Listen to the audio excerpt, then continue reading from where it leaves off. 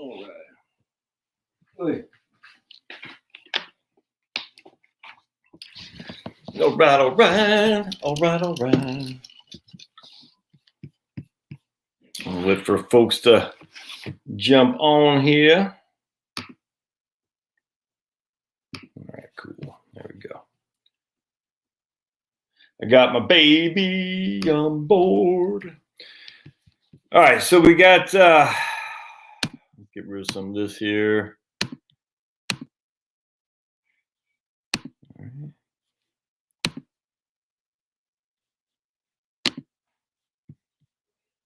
Ooh, make sure.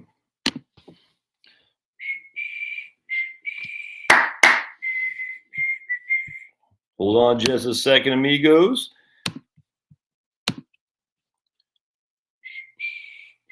Let's socialize, man. Let's socialize. All right, let's go to.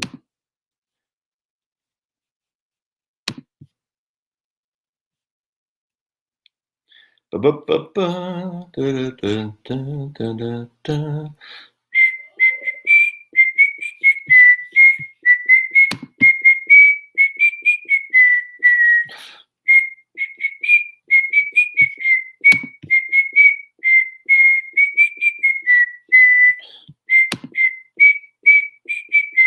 right, there we go. All right, sweet. So let's dive in here.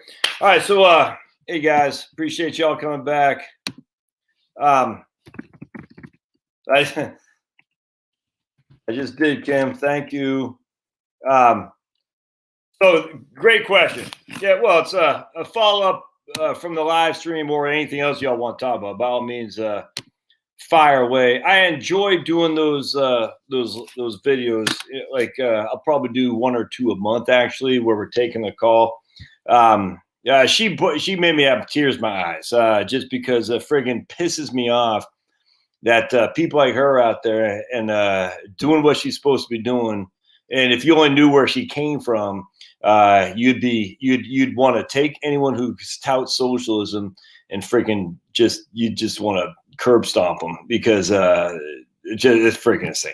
One of the benefits about being raised poor, frankly, is that you can survive. You don't want to. Like I tell my kids all the time, I've been poor and I've not been poor, and not being poor is better than being poor. That's just a fact. Now, for me, it might not be a fact for you, but I have a sneaky suspicion is. But the interesting thing is both my better half and I, the old BNC, Charlotte there, we don't want to go back to being poor, but we've survived as children and we survived in the first, basically first 10 years of our lives, of our marriage together. It sucks, but we survived and we'll survive again. It's crazy. I think Owen Benjamin says, and I think it's spot on, that hard times make hard men make easy times make soft men make hard times. It's the circle. And this is where we're going that way. There's no look, I'm so convinced that the harder times are coming. I really believe that. That doesn't mean it's gonna be panic, doesn't mean it's gonna happen tomorrow. It just means I think the days of you can't. This is nuts how we're living. What was it? As someone was, I forgot what it was, but I had a couple examples. It's anecdotal of the younger folks. I said there is this huge divide between the younger folks, between the doers and the takers, and my concern is the takers are much more than the doers. So why I'm optimistic about the younger generation, I think they're woke and are good being woke the way we want woke, reddish, if not black pilled. I don't think they're going to be enough. And as such, there's going to be this huge disconnect. And that, frankly, that might not be a bad thing. It might not be a bad thing in terms of, we've been living, it's like, you remember that movie Platoon?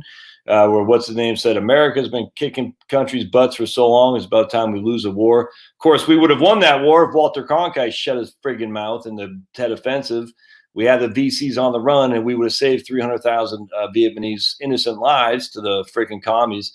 But Walter Cronkite should go down in infamy as a commie sympathizer who allowed for the slaughter of innocent Vietnamese, never mind innocent Cambodians as well, with Khmer Rouge. But anyway, be it as it may, It's kind of like we've been living so large and fat and happy, it just can't go on. And I did a video earlier today that 90% of all COVID deaths are in countries with high obesity. Actually, it's something that has to do with how we report deaths, frankly. I mean, there's no way there's no flu. I mean, the flu is gone. It's just silly. I mean, so that means we're reporting COVID deaths or flu deaths as COVID. It's whatever. And we have incentivized doctors and hospitals to treat COVID patients as opposed to flu patients. So, I've been on this, kick for about 3 months now, showing you that the flu has just magically disappeared. It's nuts. It's amazing how, I guess, the flu vaccine this time was 100% effective. It's crazy. Be it as it may, we have an obese society. We have a society that doesn't think for themselves. We have a society of people who just want to take.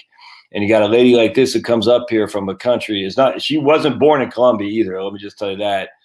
She's able to flee a country that just gone to hell, and she comes here and does it the right way. And somehow she gets treated worse than an illegal. And I was talking to another guy today in the Border Patrol. It's the flood is here, man. The magnet is here, and he just told me, he goes, dude, you don't understand. You don't even know half of what's going on the border. The border is just out of control, and it's only going to get worse. So, essentially, the country is look, man. I'm not trying to be a negative Nelly here, naysayer, but the country's lost, and as such, you gotta. All right, what do you do about it? What do you do about the country being lost? Remember, they have illegal immigrants who have COVID that they're transporting in the country and letting them go.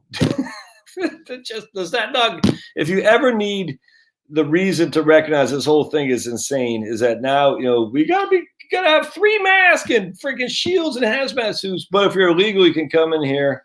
Not only are we not going to arrest you and freaking Karen shame you, but we're going to we're going to transport you into the inter part of the country, even though we know you have COVID. And I mean, look, this is what the guy told me, a Border Patrol agent.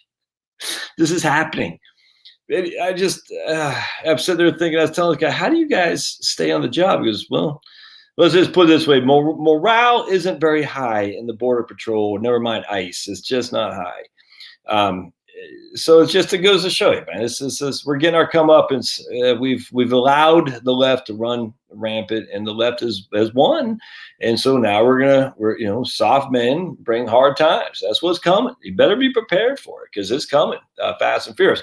So who's better prepared? Old Suzy here, who can get by on $1,500 a month, including rent, or you and I, who say, like Marie. Now, Marie, I'm just going to pick on. I don't mean this, but like Marie and I here, who says, how can she only have $1,500 expenses a month? Now, I'm just picking on Marie. This is not to say Marie's a bad person or she's freaking lighting cigars with $100 bills.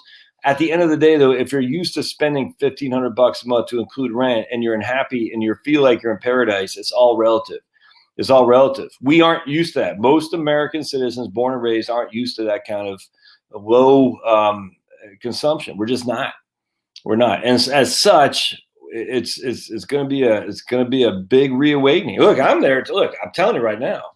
As much as I say this, trust me, my consumption is high. It is, and the more money I make, the more I consume. It's just a fact, man. It's just a fact. Hell, we put a pool in last year. You see what I'm saying? And that's not indicative of someone who feels like the world is going to be falling apart. I don't think it's going to be falling apart like The Road, that book by Cormac McCartney. I think his name Cormac or something like that, which is a great book, by the way.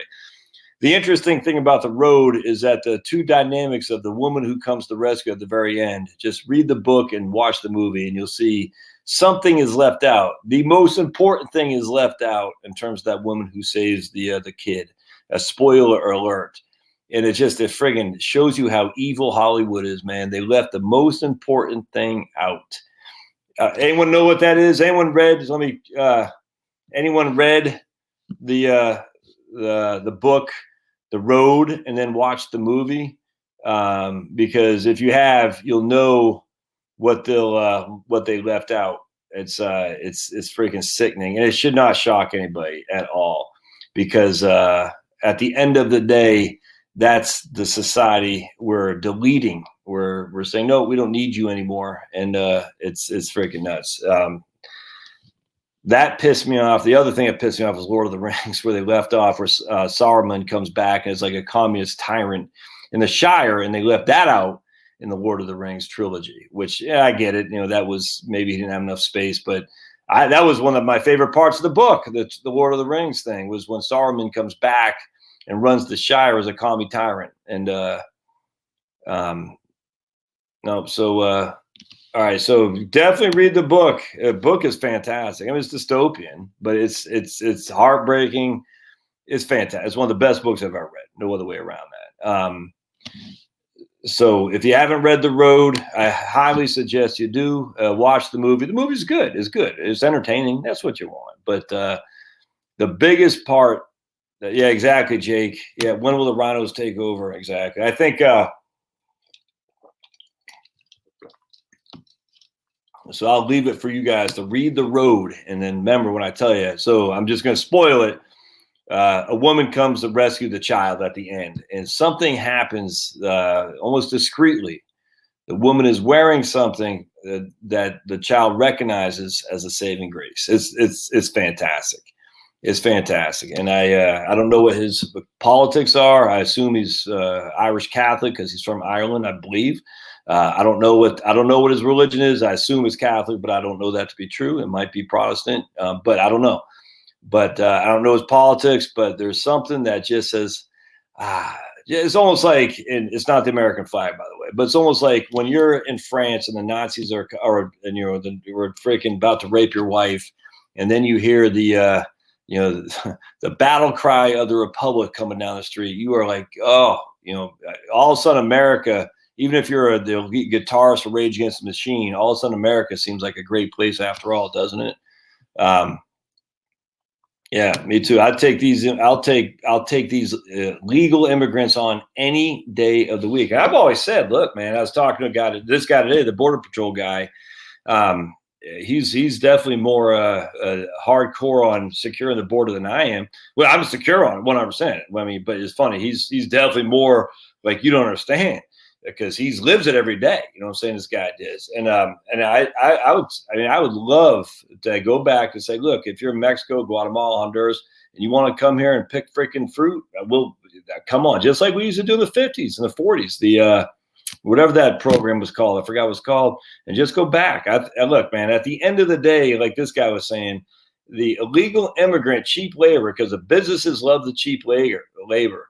The illegal immigrant, but it's not just, the freaking farm workers where the wages were decreased, which is why Cesar Chavez hated illegal immigrants, by the way. You might not know that Cesar Chavez was not in favor of illegal immigrants because he knew what that did. It depressed wages. Illegal immigrant labor depresses wages across the board for roofers, for plumbers. Now, I know people say, but plumbers are making money now. Yeah, because there's fewer and fewer and fewer in between going into that trade. And as such, there's scarce amount of plumbers, which means they are all in demand.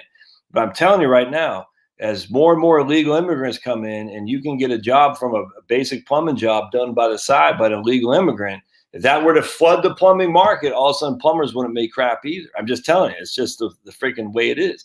Illegal immigration suppresses wages across the freaking board, man. That is just a fact, not just for that area that they're working in, not just the farm workers. It's for everybody. It's true. And cheap labor suppresses wages for everybody. It's all there is to it. And at the end of the day, but what I was telling this guy is, like, the sad thing is Americans, because we've been doing this since 1986 with the Simpson-Masoli Act that Reagan signed. We've been accustomed that if you're a Native American, you won't go roofing unless there's something wrong with it. You might have issues, whatever. I mean, unless there's something wrong with it, essentially, that you're like, I'll go roofing. But the vast majority of Americans aren't going to go put roofs on houses in Phoenix, Arizona at 110 degrees. They're not going to do it. There's the won't, because the wages are too low. And the wages are too low because the illegal immigrants came and they knocked the wages down. And frankly, I don't blame the illegal immigrants the least. I don't.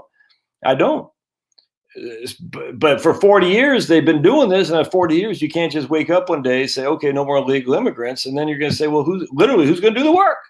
Because the people are used to paying a certain amount for roofing, a certain amount for landscaping, a certain amount for freaking this other stuff. putting up frames for homes. Who's going to do that? You got to pay American wages, but Americans, don't know how to do the job. They don't want to do the job because they've been so trained that those jobs don't pay anything. It's like we're screwed now. And then you got all these people that don't want to do anything anyway. They don't want to go outside and just toss around a football. Never mind freaking, mowing a lawn. Never mind putting up a roof on a house in Phoenix, Arizona. It's crazy. Oh, man. Yeah, that's 100%. Any kind of immigration suppresses wages. Exactly. And we can take some of that, but not an unlimited amount. 100%. Harry says Vietnamese immigrants ruined the machinist trade back in the early 80s. That's interesting. I did not know that, Harry. And yet, machinists right now, trust me, I talked to some machinists, 40-year veterans of machines being a machinist. Those jobs aren't coming back.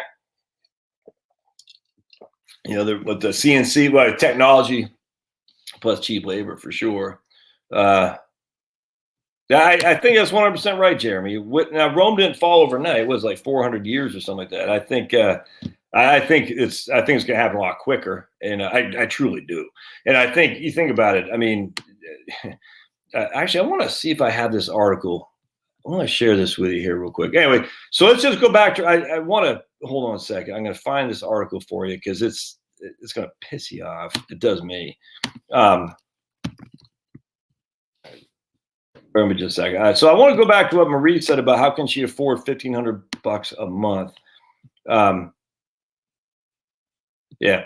All right. So Marie, she spends $500 a month in rent, and she just lives in a simple apartment. All right, nothing big, and I can't say the state, but nothing big, close to the water. Let's just put it that way. You can probably figure out the state, but I'm not going to say it out loud. She's a single lady, you know what I'm saying? She's not heavy. She just, she has a huge flock of brothers and sisters, more than my wife does. And if you know how many my wife, that's pretty amazing, actually. So she just used to not living off much, you know what I'm saying? And she just works, goes to work, she has a couple boyfriends here and there. And, might go out to eat on occasion, cooks up simple food, probably like the Vietnamese immigrants and whatnot, rice and bean. I don't know what she eats, but, she's certainly not freaking eating. I guarantee she doesn't eat out that much. I guarantee she doesn't shop that much. But she still loves where she lives, and she still loves her life. It's just so anyway, and she just doesn't spend them. Her biggest expense is healthcare, for sure. And it will be, by the way, once she hits 65 as well. Don't get me wrong. It's not like healthcare is cheap when you go on Medicare. It's not. But, if her spending is low when she's content, I think it's kind of like the Mother Teresa thing. Contentment is a wonderful, wonderful place to be. And it's just, and the problem that we have with, it's just funny. Someone had posted on my YouTube channel about, I think it was Dan, my man Dan, Pulverizer. Somebody said, he goes, yeah, I went, no, is I forgot his name. He looks like he has a John Lennon of Avatar. He goes, hey, because I was talking about obesity and was killing COVID people. And John, I forgot his name off the top of my head. Good guy. But he looks like John Lennon on his avatar's picture. He goes, yeah, I just went to McDonald's. I got 2 Big Macs, 2 large fries, something else, and some Diet Coke. And because that's, I hate to say it, that's not atypical of American diet. And I said, yeah, and you sat in the drive-through to receive the goods as well. It's just, look, I'm guilty of it too. Trust me. Just putting this crap in our body and sitting, it's the just in time ordering. And then we say, I don't, do you really need that thing? No, but there's something that happens on Amazon that you order something and it kicks that dopamine in your head. And it might not be huge because it's not an immediate reward, but every time a box comes in, you're like, oh, cool. It's like Christmas, man. It's just, we are so trained to work against our own self-interest financially, and certainly emotionally, and then physically by the crap we eat and just the just-in-time ordering, the dopamine kick of ordering online, getting that box from Amazon. It's freaking all addictive. It's all addictive. Yes, I was reading somebody the other day, and she was saying, it's funny. Now we're canceling all these writers. You know what I'm saying? It's interesting. You cancel. And he goes, the interesting thing is back in the old days, not only did people not get canceled, but the reason was because there wasn't that many people, not just who could write, because only a rich man could take the time to actually write, but hardly anyone could read. A, they didn't read. B, there was no electricity. They're reading by the cover of a freaking whale oil light, but they also worked so much. They didn't have time to leisure and read. I mean, so you just had a rich elitist who could write or read by, just they were able to read. They certainly didn't have enough time or wealth. The vast majority of the fiefdoms out there, the peasants, they didn't have enough time to read. They couldn't read. Half the vast majority, they couldn't write. They didn't have enough time to write either. They are working. So now we're so busy in our freaking this life. It's just not natural. It's not good. It's not good. It's and look, I don't not want to come across like, a Luddite, whatever it is. Look, it is what it is, man. But there is going to come a time. There's the great fall. It's not going to happen overnight. It's just going to be gradual, and it's going to be gradual. I mean, just you look at Venezuela. I just look like this. 30 years ago, Venezuela was up here on the income stream. Colombia was down here. Fast forward now Venezuela is freaking. It's just another commie basket case, and Colombia is taking over. There's nothing. We're not immune from that. Divine intervention of the founding of the country doesn't say divine intervention for the continuation of this great country. It's divine. I truly believe America was divinely founded, without question. God's providence. I truly, truly believe that. But it doesn't mean God says, okay, now I'll keep you. It's like Israel. You know what I'm saying? Trials and tribulations were many in Israel. So to think that we're going to somehow escape that by electing Republicans, you crazy? And this is my thing too. Like, are you serious? The Republicans, I was watching somebody today. The Republicans will take over the House in 2022. Okay. Okay. They took over the House in 2016, 2014. Yeah. Well, no, in 2010, they had the House. Don't forget, all spending bills originate in the House. No decrease in spending.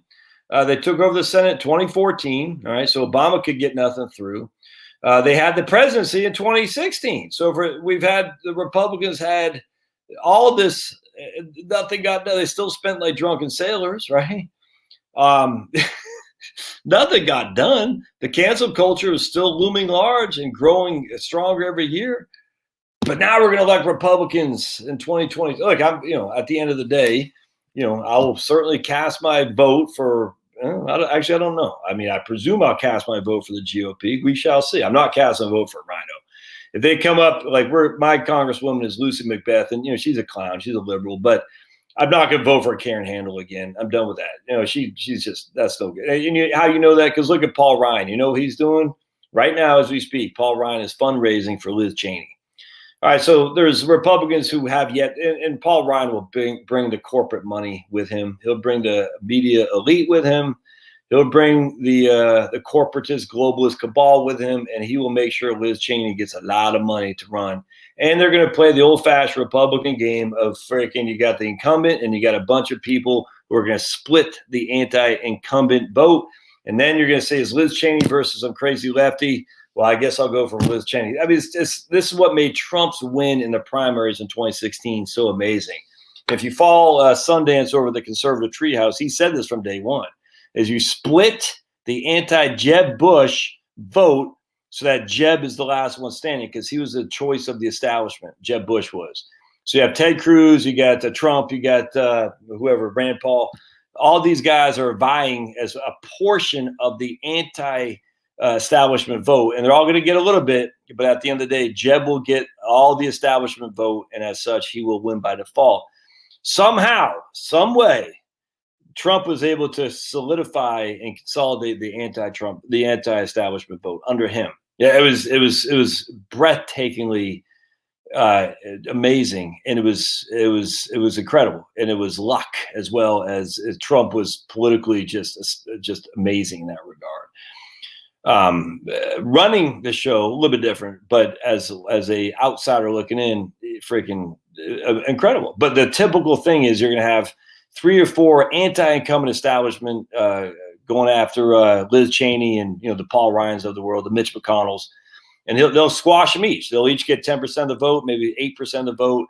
McConnell will get 42% of the vote, so he'll win the primary, and then next thing you know, he wins just because we don't want to vote for some crazy. What's that chick's name who ran against him in 2014? Is what's that chick's name? Like some actress lady, some crazy actress lady. I forgot her name.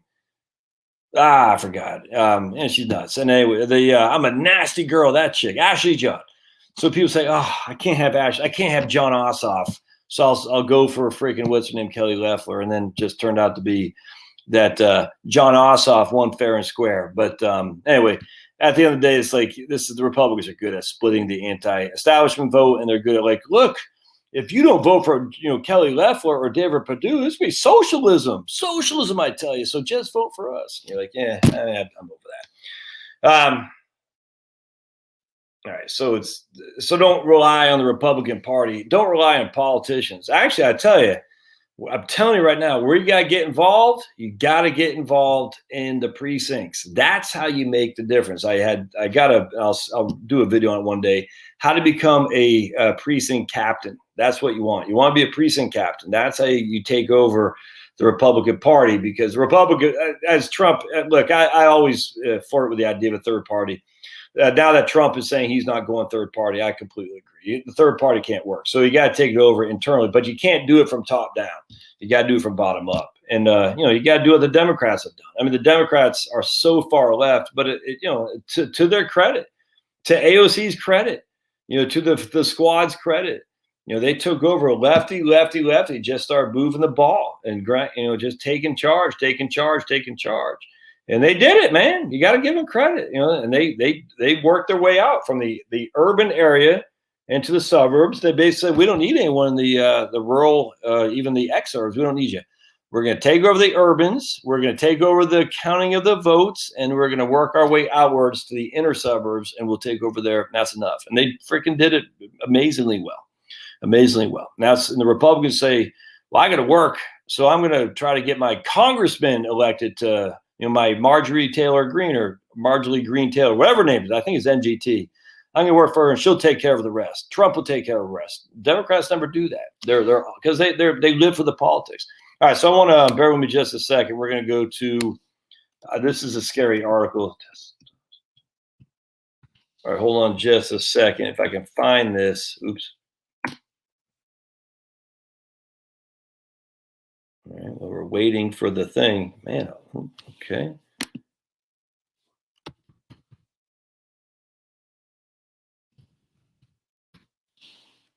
Hold on just a second. All right, right here. So I want to share with you guys, just while I'm yapping, we'll hide that.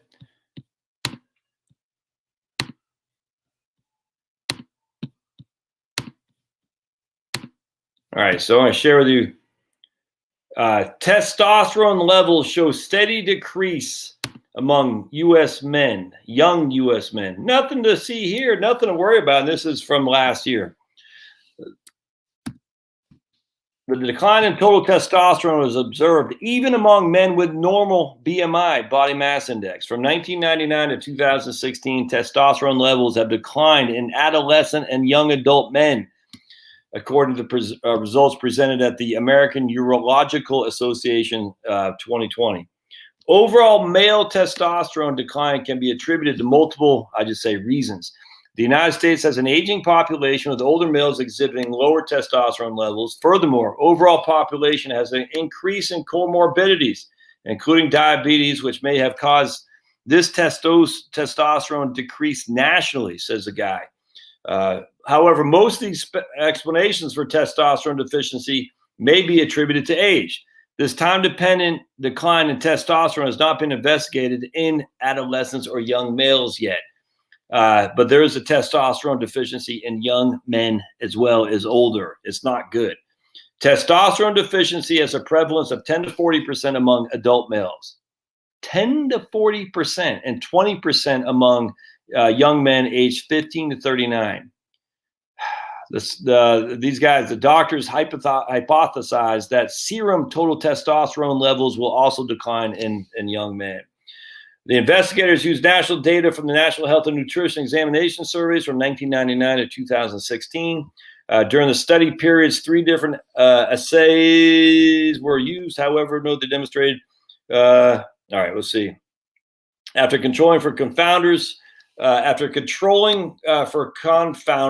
total testosterone was lower in men in the later versus the earlier cycles. Elevated BMI associated with reduced testosterone. So the fatter you get, the less testosterone you have. Shocking.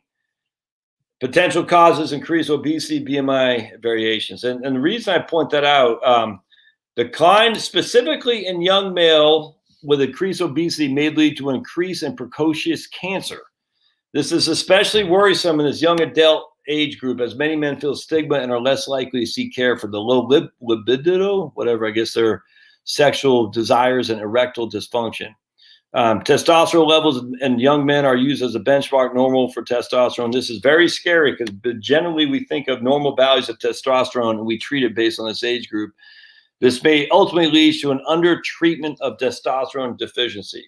Oh, that's great, Josh. We don't want the toxic masculinity. It's great. If less men testosterone, that means less toxic masculinity. I think if I saw this is freaking scary. Let's see. If I saw on, hold on just a second. There was something I read on China. So let's, we're going to go back here. Toxic masculinity. We had a friend of the family, well, we thought it just turned out to be a faker. And she said she was a conservative Republican because we were conservative Republicans. And so for some reason she wants to, I don't know what it is. She was a social climber. Turns out we found out, and she moved. And when she moved down to close to another friend that my wife is good friends with, she claimed to be a Republican, all that too. We knew it was full of crap. But anyway, I knew it was full of crap because she actually uttered the words, "I don't want my kids to be raised in toxic masculinity." She has 2 boys. I said, there's no conservative that has ever uttered the words toxic masculinity. Not one conservative has ever uttered those words. And I knew it right then. I said, I didn't say it to her, but I knew she was a faker. And no, if you're on the right or a libertarian and you utter the words toxic masculinity, turn in your man card now because you're a sucker. That's all there is to it. All right, so I want to see if I can't find this thing on China here. Hold on just a second. Scientists detect signs of a hidden structure inside the Earth core. Yikes. Yes, it's a real product. A ridiculous-looking Groucho style. I got to look at that. By physical media, Southwest Iceland's been hit by 17,000 earthquakes this year. It may be about to erupt. Let's see. Humans evolved using water much more efficiently than ape. Joe Biden's ugly betrayal of the Iranian people. Hold on just a second. Why I'm taking coronavirus hype with a pinch of salt. Joy Reid says conservatives will trade tax cuts to openly say the N-word. Oh, I can't wait to say the N-word, Joy. Here's some money so I can say it. Idiots. $1.9 trillion COVID stimulus bill. Mostly expensive bundle of politically motivated giveaways. Let's see. Biden, Indian descent Americans are taking over the country. Wow, Biden said that? Indian descent Americans are taking over the country? Oof.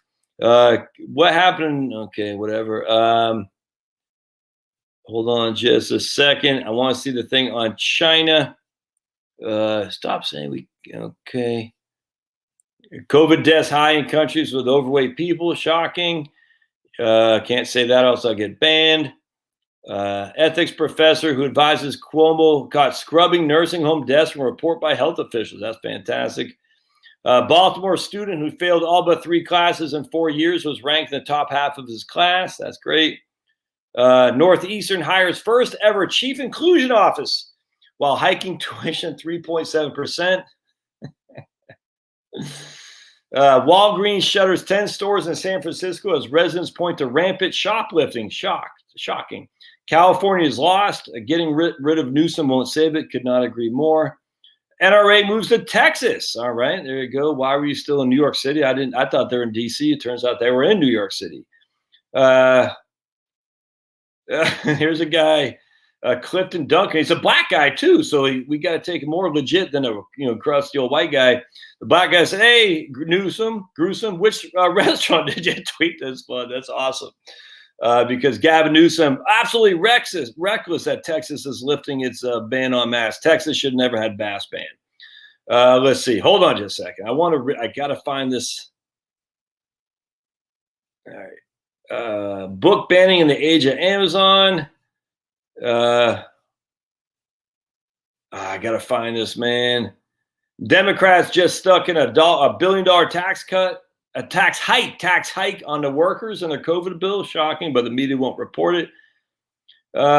Most people want a tough stance on China and human rights, and they want a tough stance on illegal immigration. U.S. politics have now become a war for survival. I completely agree, but it's got to start low. Hold on a second. I'm going to find this thing here. All right, let me just. Masks still needed on airplanes. Okay. Why blue-collar workers are going red. All right, I'm going to find this. Hold on just a second.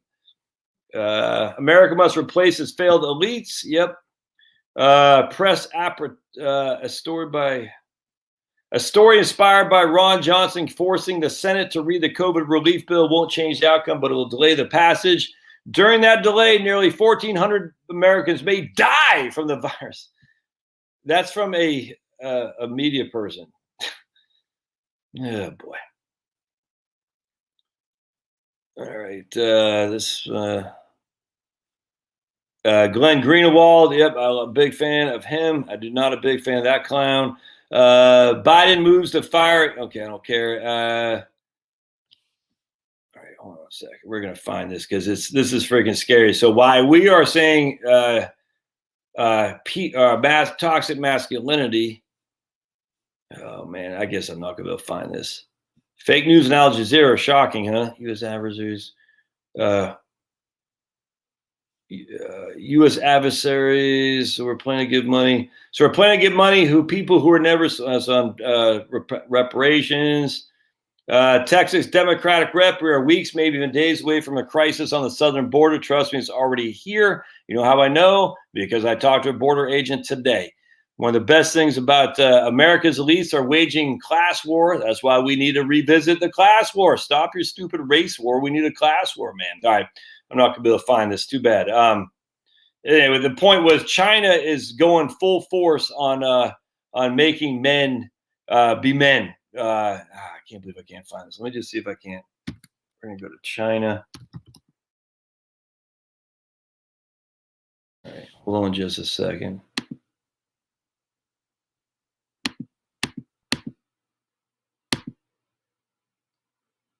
Okay, one more time. We're gonna go masculinity.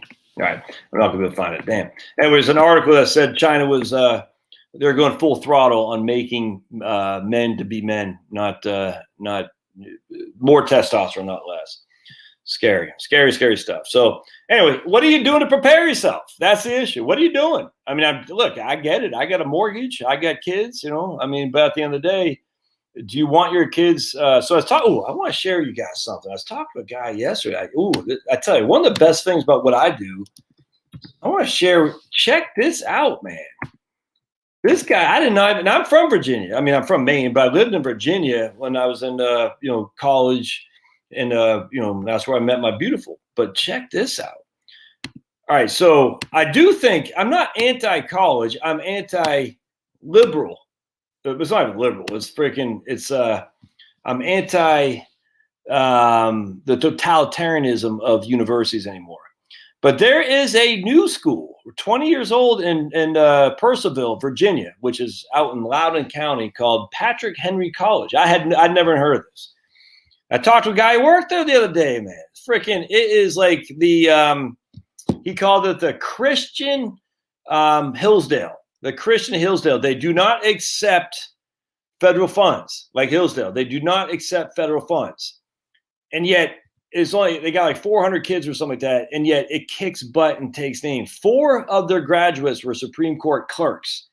All right, and what they do is they get academic rigor, has a reputation, one of the top Christian universities of higher institutions. They have, I mean, one of the best right here. I want right here. 2 Patrick Henry College alumni joined the White House staff. That was last year, but what they're doing is that a lot of their, forensics right here. Patrick Henry is one of the premier forensic programs in the U.S., influencing the world for Christ, learn at real companies, support the mission. You know who this guy is? Oh, this guy. Do you know that you could go to jail? They put people in jail in Massachusetts and other states for homeschooling their kids. Not even that long ago, in our lifetime, in jail. You know who fought against that? Was this guy right here, Mike Ferris. He fought against you going to jail with the Homeschool Legal Defense Association. Homeschool. Anyway, I think he's the founder of Michael Ferris. I think he's the founder of Patrick Henry College. And now he's with Alliance Defending Freedom, ADF.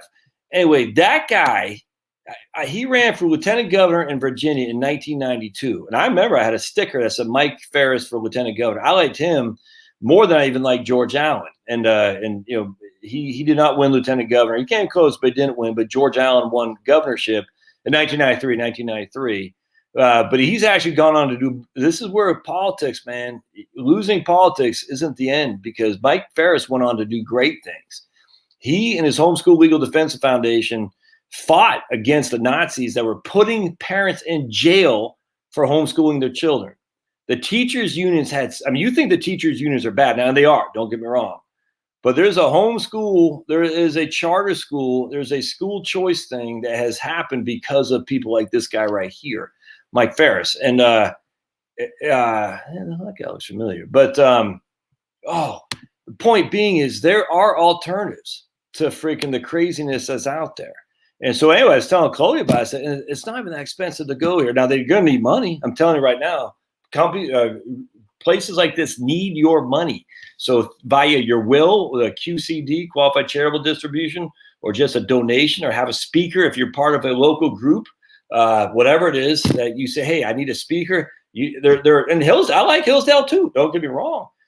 Grove City College. These guys right here, Patrick Henry. There's one in Laterno in Texas, a big engineering school, Christ-based.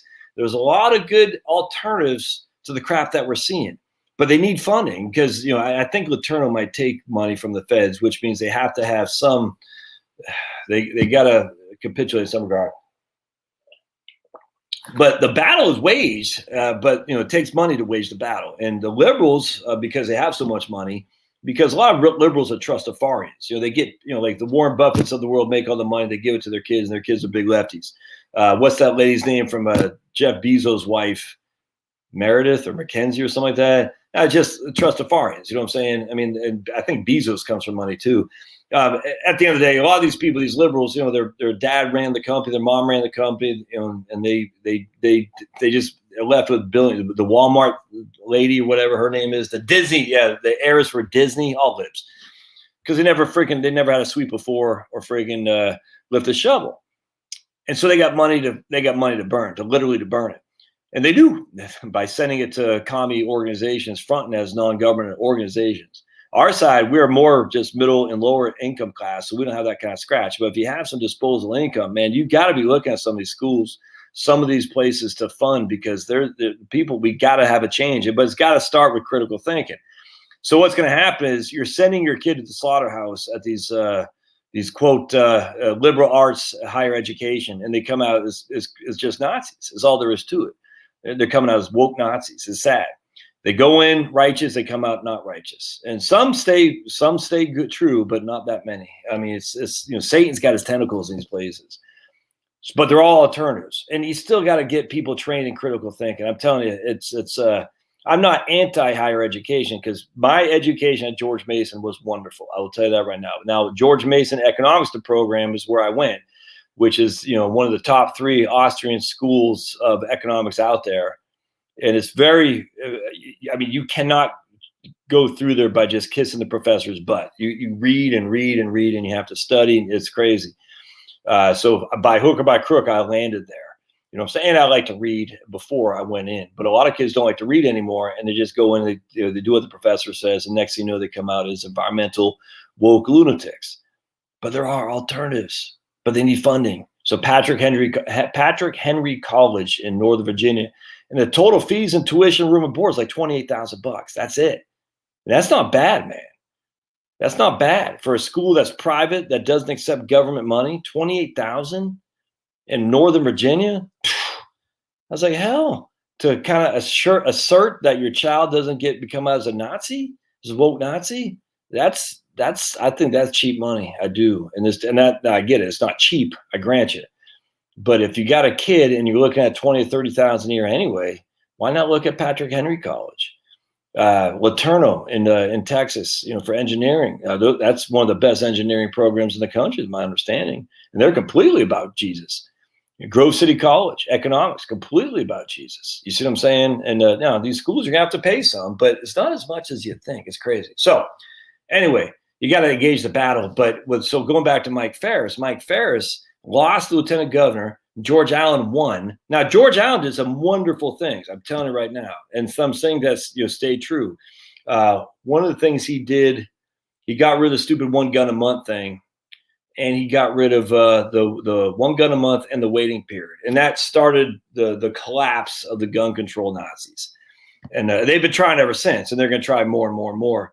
They're not going to win because the state's going to screw you guys. You know what I'm saying? It's just, they're not going to win. And there's too many people are armed now. No one's going to say, here's my gun, Joe Biden, because I know it's against the law. No one's going to do that anymore. I'm just telling you. I mean, some idiots might, but no one. There's too many people who own firearms now. That is the one thing we've won on the right, and the libertarian right, is the anti-gun control. It's amazing. Of all the things we lost, the one thing we've won was that. And in some ways, you got to attribute to the Black Panthers. I mean, they were anti-gun control. They used to walk around San Francisco with firearms, and people are like, oh my goodness, Black people with guns can't have that. That's one of the reasons they passed gun control. But so Black people with guns didn't scare them. And so the Black Panthers led that. And then, the people like the NRA aren't stupid. They said, this is the politics. Let's follow that and follow that thing with what the Black Panthers did. Now, they didn't do it explicitly, but there was a divide at some point in the NRA's history. The NRA wanted to go one of two ways. We're going to be advocate for Second Amendment, or we're just going to go for shooting, we're going to just protect the right for you to be able to go shoot turkeys and stuff like that. It's like, we're going to go to be an advocate for the Second Amendment. There's a fork in the road, and the NRA had to choose one.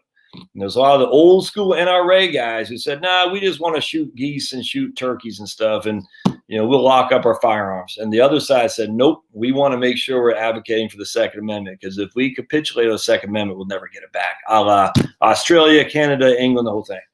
And so the NRA took the turn to the left or the right, however you want to put it, but they took the path that was less traveled, and here we are all these years later. And they learned some of the fight that you take from the Black Panthers on how to defend gun rights. And they saw where the movement was going. That said, oh, so you want to be anti-gun rights? That means you're anti-Black people, essentially, which it was, because that's literally the gun rights was based on a lot of segregationists and a lot of woke, not woke white people, woke white people. They're like, oh, we can't have Blacks with guns. That's scary. And now here we are today in 2021, and there's just never going to happen. I mean, that doesn't mean you shouldn't watch your Second Amendment, but John Ossoff and freaking crazy Warnock they're not getting their firearms. They're not. They can make it illegal all they want, but there's so many firearms out there. That ship has sailed. They ain't happening. So it's good. So that's how you learn. So George Allen started that with, some backing of the NRA and just some guts in the Commonwealth of Virginia. And if he would not have had that, we might not be where we are today if he did not win the governorship. Notice we've had liberal governor. We had Tim Kaine, Warner, and now whatever his the Klansman there. And then we had, what's his name, the clown in between them, which freaking still ticks me off this day, McDonald, whatever his name was. Anyway, but they were never able to circumvent the guns. They tried. They'll try again. They're probably doing it right now in the legislature because the Democrats control the whole thing. No, it's too late. It's too late. They can't. We can't put that genie back in the bottle. So they'll go other ways, and they're winning. But that's how you. So anyway, George Allen did this. He advanced the cause.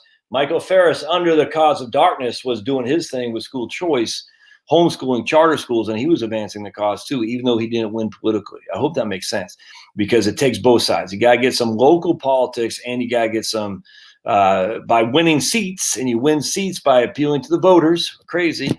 And then on top of that, you got to get some guys who are thick-skinned, man, who can take the arrows.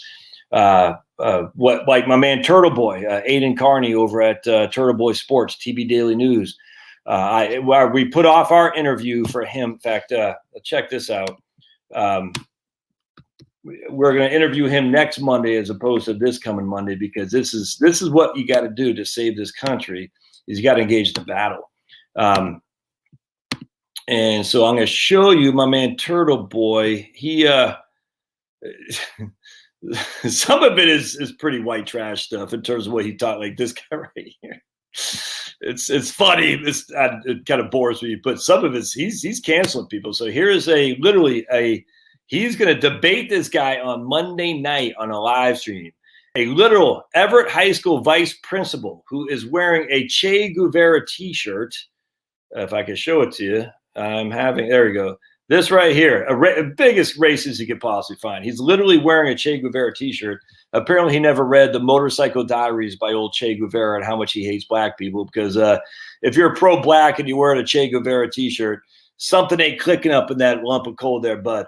Anyway, so Turtle Boy is going to interview this guy on Monday night at 9 p.m. Eastern time, which you can find on his YouTube channel, Turtle Boy. And this is how you take these guys on, because Turtle Boy, he doesn't. I don't know how this guy does it. He is nuts, this guy. He's got a wife and kids. His wife's a school teacher, for heaven's sake. Turtle Boy used to be a school teacher, but he's going to take this clown on because this guy's a race-baiting fool, but he's assistant vice principal. And what happens is Turtle Boy has called people out where they've been held to account, and they've been canceled. That's how you got to age. So the guy's just a typical woke. Anyway, so the point, I'll just put a link in the show notes. So anyway, I'm not going to interview this guy on Monday, Turtle Boy, because he is going to be having a debate with that guy right there. All right, so he's out of Worcester, by the way. So Jake, you'd appreciate, yeah, right on. Yep, you'd appreciate Aiden. So watch that. That's gonna be fun watching that live stream. But Turtle Boy, just like Patrick Henry College, just like all these other guys, they need money, man. They need money to keep going because they're being canceled every which way. He had advertisers. Turtle Boy is not too proud to admit that he has huge depression issues where he tried to kill himself not that long ago. He just couldn't do it. He couldn't do it. But he said, look, it was there. And he tried to get suicide prevention staff on his show to say, how do we stop this? And they all got canceled. They said, we can't be on your show because we're worried about being canceled. Yeah, Dan, you know this. You live there. It's literally communist. It's crazy. Danny says they're trying to pass new gun bills right now, and tons of new first-time gun owners from 2020. Lots of them are on the less. Everyone will stand up for the second, or else we'll lose it. Yeah, the issue is the ones on the left. The concern I have for them is that they're new. I don't think they have. I'm not quite sure they bought into the Second Amendment and that it defends their rights to own firearms as well. So the false flag stuff that these guys will, as long as you're not exhibiting signs of danger, you should have a gun. What's the sign of danger? Well, did you vote for Trump? See, that's my concern about the people on the left. But be it as it may, better for them to be armed than not armed, because once you're armed and once you have the fun of going to a rifle range or shoot, you're not going to give that up. You're just not. You're not going to give up your firearms. You're just not. Once you have it and you spent money on it, you're not going to say, here you go, Sniffy Joe, take my guns. All right, here. When I was in Texas in the late 80s, Ferris helped us keep homeschooling legal.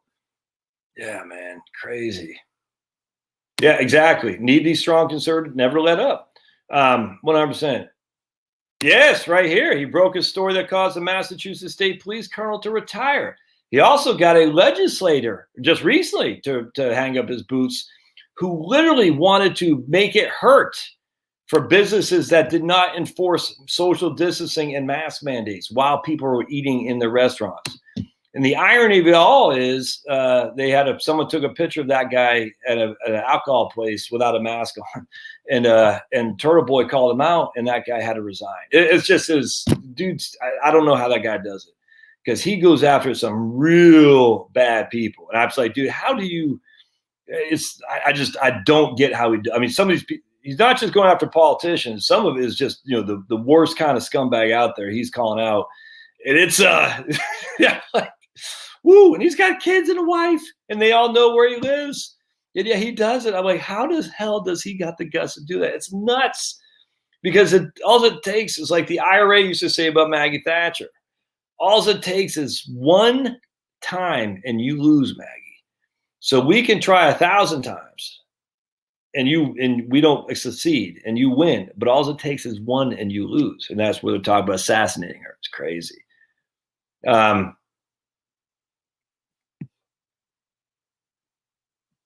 Yeah, but Tennessee, you can so here we go again, back to the high sales tax. No, good point, Q.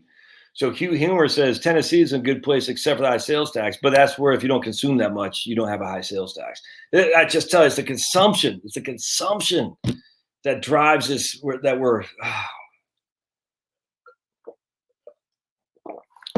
Well.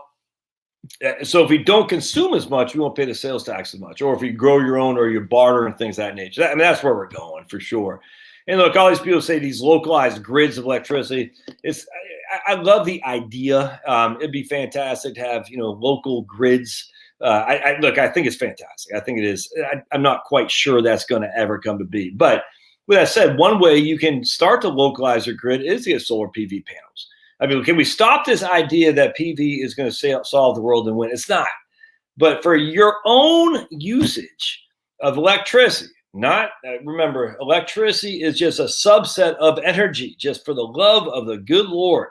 Energy is this. Electricity is this. All right? So electricity falls in the circle of energy.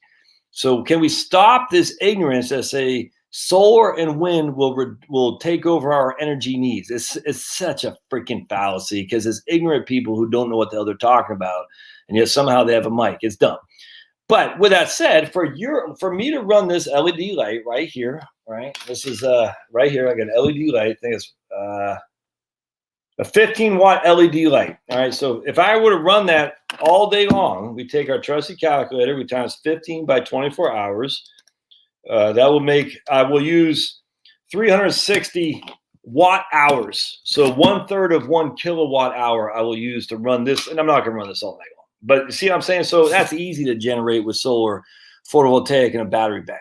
That's easy. LED lights are easy to run. The software now, I don't know what this is running. Computers, I don't know. They got the Energy Star fridges and stuff like that. All that, you can run a lot of that stuff just on battery banks and solar. Yeah, you're not gonna be able to run it forever if you're living in Seattle, because it's just too gray. I get that, but you can make a dent in your electricity consumption with solar. This is why the whole thing, I'm anti-solar. I'm not at all. I'm just a realist that you're not going to run the world with solar photovoltaic. It's just stupid, and certainly not wind. Wind is evil. But solar can make a dent in your local electricity consumption. Remember, electricity, all right? Electricity consumption. And as such, if you have the cash to invest in some solar panels, and you got to still get a battery bank. And you're not going off grid. I mean, you could. The idea of having solar panels makes you off grid is silly. You're still tied to the grid. It's called grid tied. All right. So that means when the grid, you're still, selling money, selling it back and forth to the grid. That's fine. As long as there's a transfer switch that when the grid goes down, you can just live off your battery bank without having to worry about when the grid goes back up, electrocuting alignment. I don't want to get in that too deep here, but just if you're going to be grid tied, you need to have a transfer switch that you can go off grid so you can use your battery bank and whatnot. I got no qualm with that. None whatsoever. It's a great way to reduce your freaking cost for future electricity prices, which are only going to get higher as they're going to start banning more and more natural gas, more and more coal, more and more. They're not even going nuclear. It's nuts. And as electricity is going to be more expensive. And of course, there's a sales tax on electricity too. So if there's any way you can reduce your consumption, putting solar panels on your home that you're going to live in while you have income coming in is similar to a Roth conversion. Actually, you do your Roth conversions while you got the money coming in. That way you don't have to, you get the tax man off your back. So putting solar panels on your home while you're there, and while you can, I hate to say afford it, but while you can at least afford the cost, if you're going to finance it 3 to 4 years or something like that, that makes a lot of sense.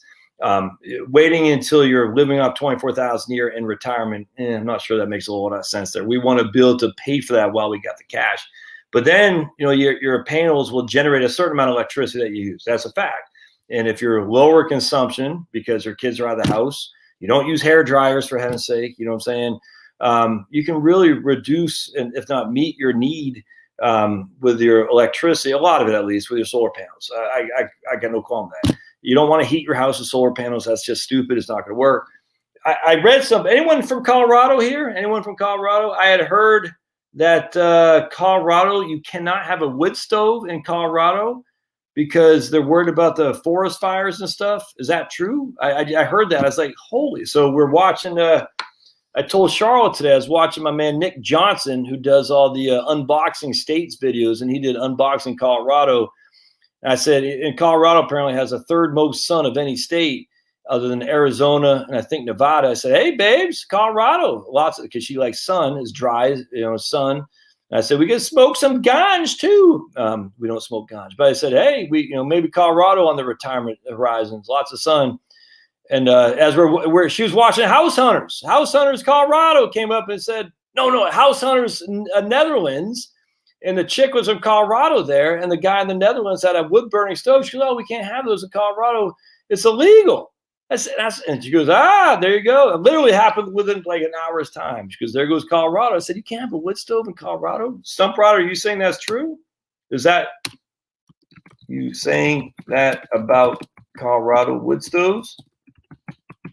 Illegal? And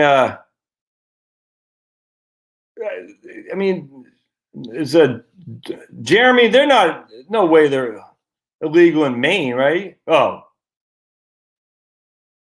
Okay. All right. Oh, I put Jeremy. Sorry, buddy. I meant to put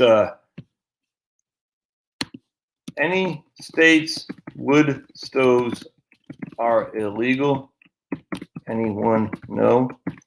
Because if anything we've learned after the Texas craziness is that we do not want to, well, I know it's a lib state, but is it illegal for a wood stove? All right, Stump Pryor says he doesn't know. Okay.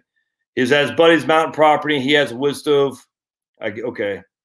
All right, cool. I cannot imagine wood stoves would ever be illegal in Maine. Cute humor.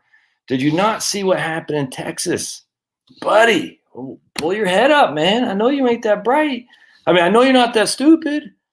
And I'm just kidding on you here. JK. But what I'm saying is, at some point, if you're relying on the grid for your heat, even the natural gas grid can freeze.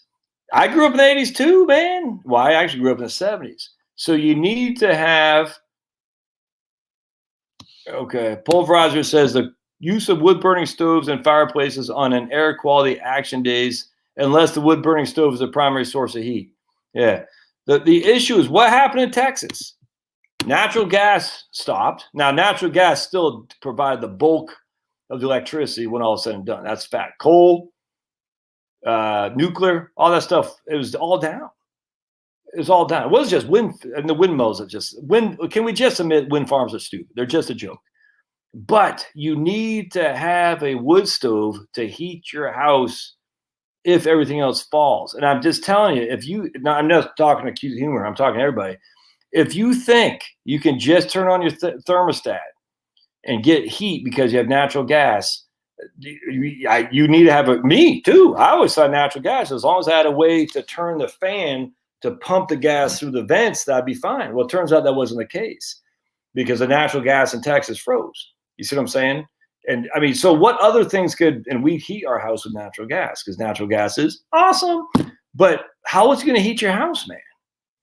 You got to heat your house somehow. And if you can't heat your house because you're relying on the grid, the only thing you can do is have a wood stove. I tell you right now, that's my number one priority wherever we retire to, is got to have a wood stove. And not just like we got one that's, we could burn wood and it looks pretty, but it's not a wood stove. It's just, and actually that's bad. You don't want to burn a wood if it's not a wood stove in your house, because it is just the particles in there. Why do you think so many people in India are desperate for clean burning natural gas?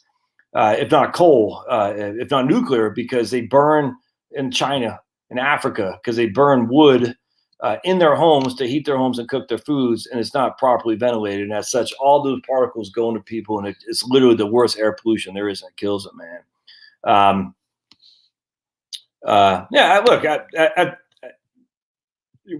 Look, people, your dad had a wind generator. I am not saying locally sourced stuff can't help. I'm not saying that. I'm saying for the grid in the country, it's just silly.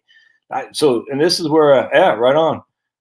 We had wood stove in Maine. You have to have a wood stove in Maine. I mean, if you're in Maine and you don't have a wood stove, in fact, it's funny because, I'm probably like a lot of you guys. I go on Zillow and stuff a lot. And I look at houses. It's just fun. I think we all probably do in some regard. And I look at some of these houses up in Maine. I'm like, they don't have wood stove. And it says a source of heat, electricity, a heat pump, electric. I'm like, I find that to be crazy. And there's no wood stove. I'm like, how can you be in Maine with no wood stove? Well, electricity, Josh. We get windmills in Maine. I'm like, okay. Yeah, of course. Well, the nice thing about cooking, you don't need that much. Hell, you get a sun oven if you're living in California, Kim. Sun oven, you just put it on the freaking back deck and let the sun heat it through solar. If you don't have heat, it's easy to cook with wood. Easy. I mean, it's easy in that hopefully you got enough ways to start the fire. I get that, but there are easy solutions to get a fire started. But a wood, if you have a little bit of wood and kindling, you can easily create heat and cook stuff. And then you got a sun oven to cook with the sun. I love sun ovens. It's fantastic. My man Chris lives in Maine, right here. Yeah, right here. How much does it cost you, Chris, to run all that, man? So that I love it. Wood pellet stove that runs from October through April in Maine.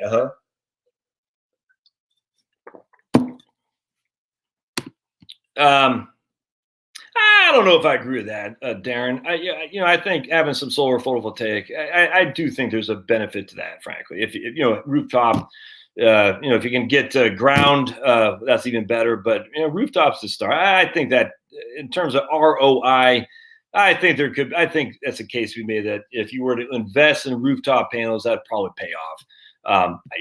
But it's not going to save the environment. It's just so. I want to separate solar photovoltaic. Remember, photovoltaic is just turning the sun's energy into electricity. That's all it's doing. It's just using that and turning it into electricity that you can consume. I think there's some benefit of that. And so as such, it's kind of like, oh, you're not an environmentalist if you don't follow Greta Thunberg. I'm like, I'm not. I'm a lifetime member of the NRA. There's no bigger environmentalists or conservationists than the NRA members. I'll tell you that right now.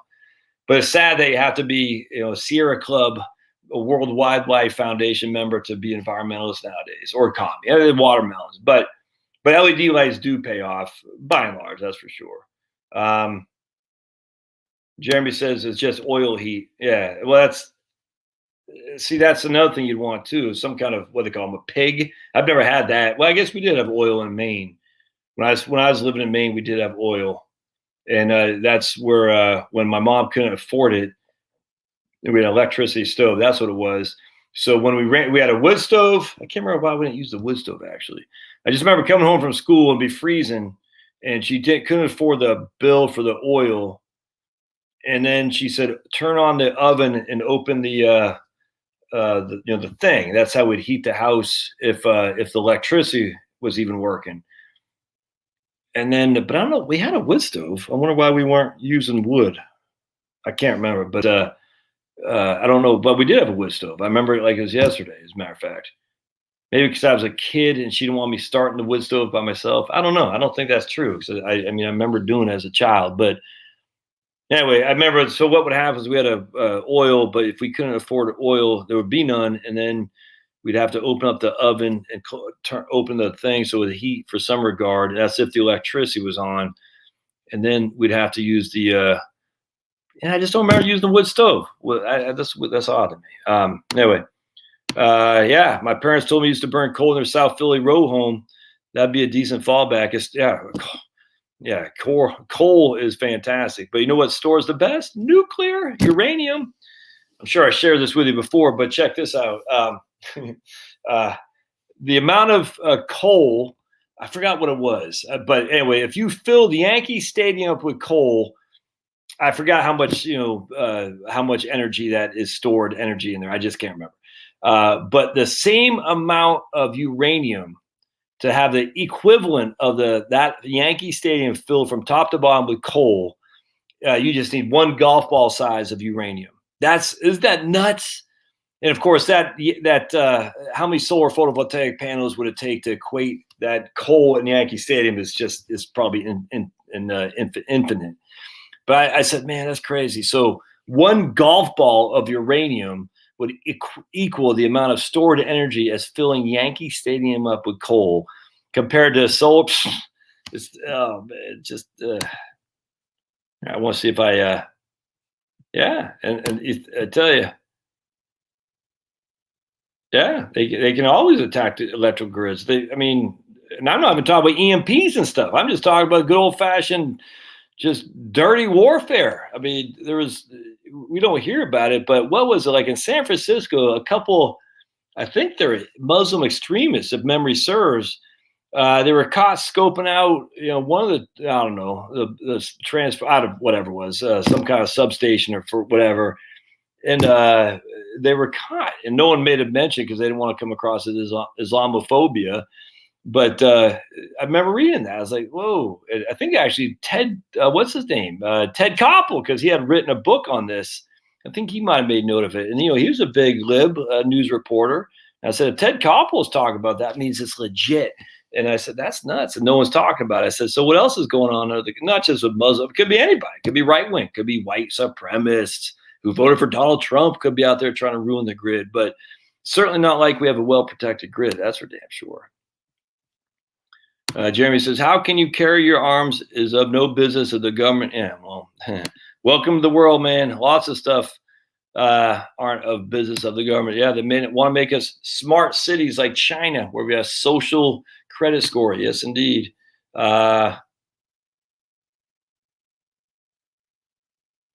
Whoa. Dan says China took down East India electrical grid using malware attacks as a test of things to come. Wow. I hadn't heard that, Dan. That's Joe says, when I was in high school, numerous kids had rifles and trucks. Yeah. No shootings. Yeah.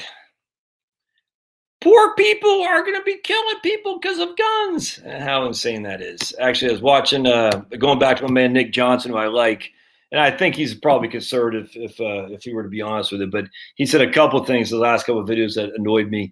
One is that the lack of taxes lead to lack of government services, and I chuckled at that because that's not true.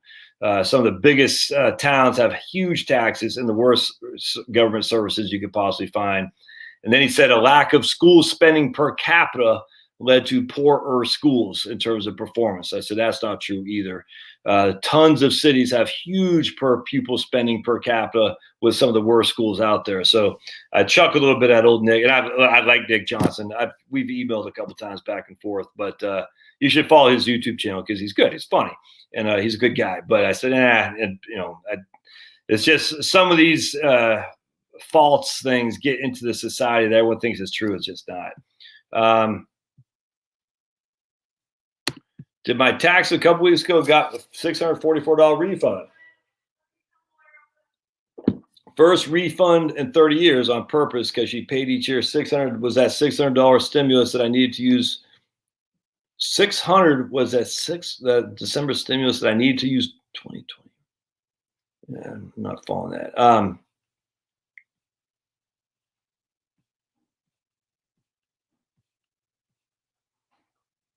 Yeah, I don't think Jeremy is scared of you, Harry. I think he's saying we shouldn't have a permit to carry. I completely agree with that.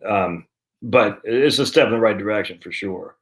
Yeah, me too, Jill. I didn't like to hear that at all.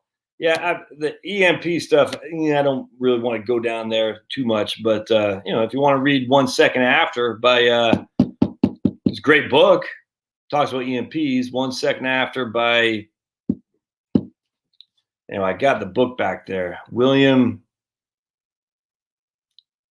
something. 1 Second After is a good book. All right, so William says, think about buying both Wellington and Wellesley for my Roth this year. Why are we having so much bonds in the Roth? I'm not a big. I don't like that. I don't know your circumstance, but the Roth should try to refrain from any bonds. I'd much rather have, if we're gonna have bond-like stuff, your REITs, real estate investment trust, should be in the Roth. But VTI, I mean, that's in my opinion, VTI or bust. That's all you need in the Roth.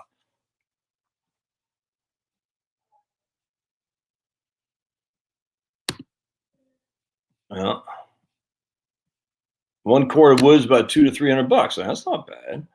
I think, up in Maine, I think, 6 cores in a winter. Is that what we're looking at there? Fidelity Puritan. What's that in reference to? You got it, William. Trump says the campaign against Murkowski. Good. And she just brought on some bacon, some pork, I should say, for Alaska. Yeah, you read one. What's the guy's name who wrote it, Harry? I forgot his name. My man, Medic, I did an Airbnb in Germany 7 years ago. The home had an amazing HVAC. It was 3 different systems with solar, and the heat would be captured and transferred between. The heat would be captured and transferred between. Look it up. Yeah, well, all right. That's like I said, can there be examples where you're using solar for your air conditioning? Absolutely. Can there be examples for your local area that you can get? No, not wind. I can almost assure you that you're not getting solar to provide you enough to heat your home on a regular basis, especially an American home. I'm just telling you, it's not going to happen. I mean, can it happen? Sure. There's a one-off for everything. Is it going to happen en masse here in the U.S. to get us off fossil fuels? No, it's not. But it's cool. It's cool. We got it. I mean, I'll go back to let me just solar warriors. We're gonna go back to old solar. Oh man, solar warrior. Do they take down their website? No way. No way. Okay, here we go. So let me share with you this right here. You going to bed, bud? Love you, dog, man. All right, so these are the Solar Warrior, and I emailed this guy. He's a nice guy. I found him through the book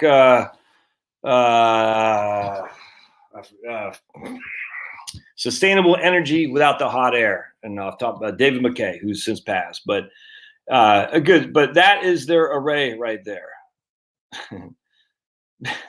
Now they're charging their electric vehicles, their EVs. All right, that is their array right there. Yeah, and look, the guy. Look, I like the guy. He's a straight shooter. And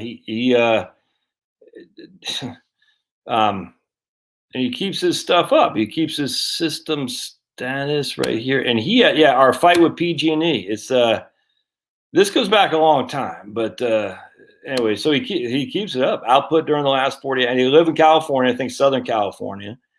And like I said, solar is providing him what they need. That's a fact. I think it's freaking awesome. But I mean, you see the insanity of it. Now, this was 20 years ago. I don't even know how much, there's his battery, his system here. I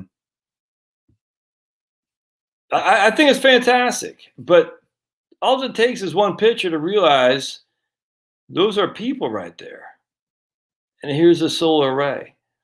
Now, he set that up 20 years ago. And I can't remember how many panels he has, but he has 30,000 kilowatts. I don't remember how many panels he's got. I just can't recall. 2,800 square foot panels, and if each panel is 1 square foot, does he have 280 panels? I hate to even assume, but let's just say he's getting 20. I don't even think he's getting 25% efficiency. So when he did that 20 years ago, he's probably getting 15. Now he's probably getting 20.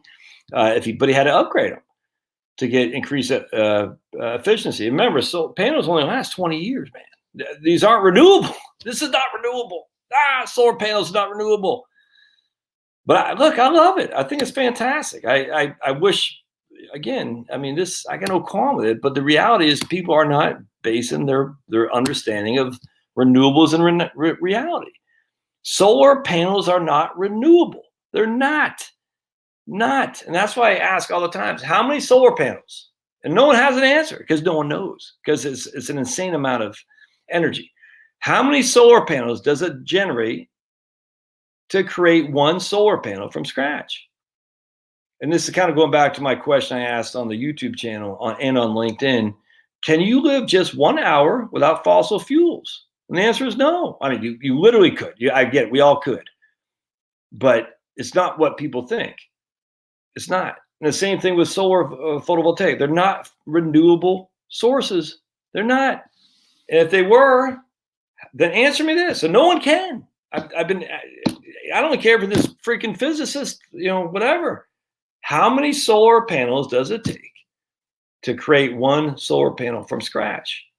And we'll even go 35% efficiency, which you're never going to get. But let's say you get 35.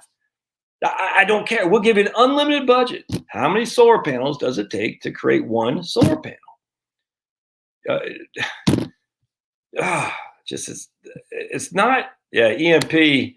Essentially, that's when they send a nuclear bomb just above the atmosphere, Kim, and it shuts all the electricity, all the motors, all the electricity circuits and what get all bogged down. They get all fried, essentially. You should, if you like to read, Kim, 1 Second After is a great book. It's frightening. I mean, it's not.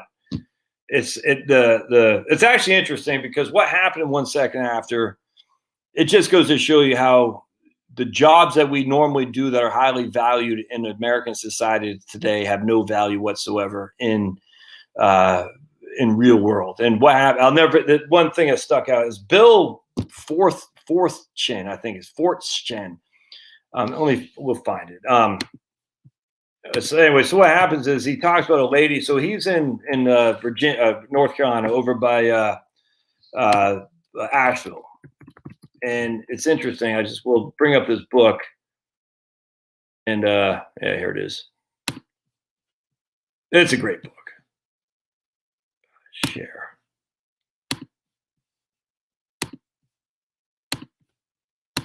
Great book. Bill Fortune, yeah, and he had actually written a book along with Newt Gingrich on Valley Forge, which is how I came across old Bill here, or William, whatever. I think it goes by Bill.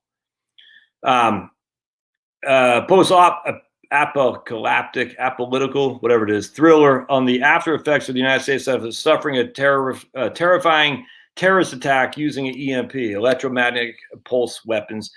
Let's see. Months before, brings a story which can all be terrifying real, a story in which one man struggles to save his family in a small North Carolina town after America loses a war. In 1 second, a war that will send America back to the dark ages.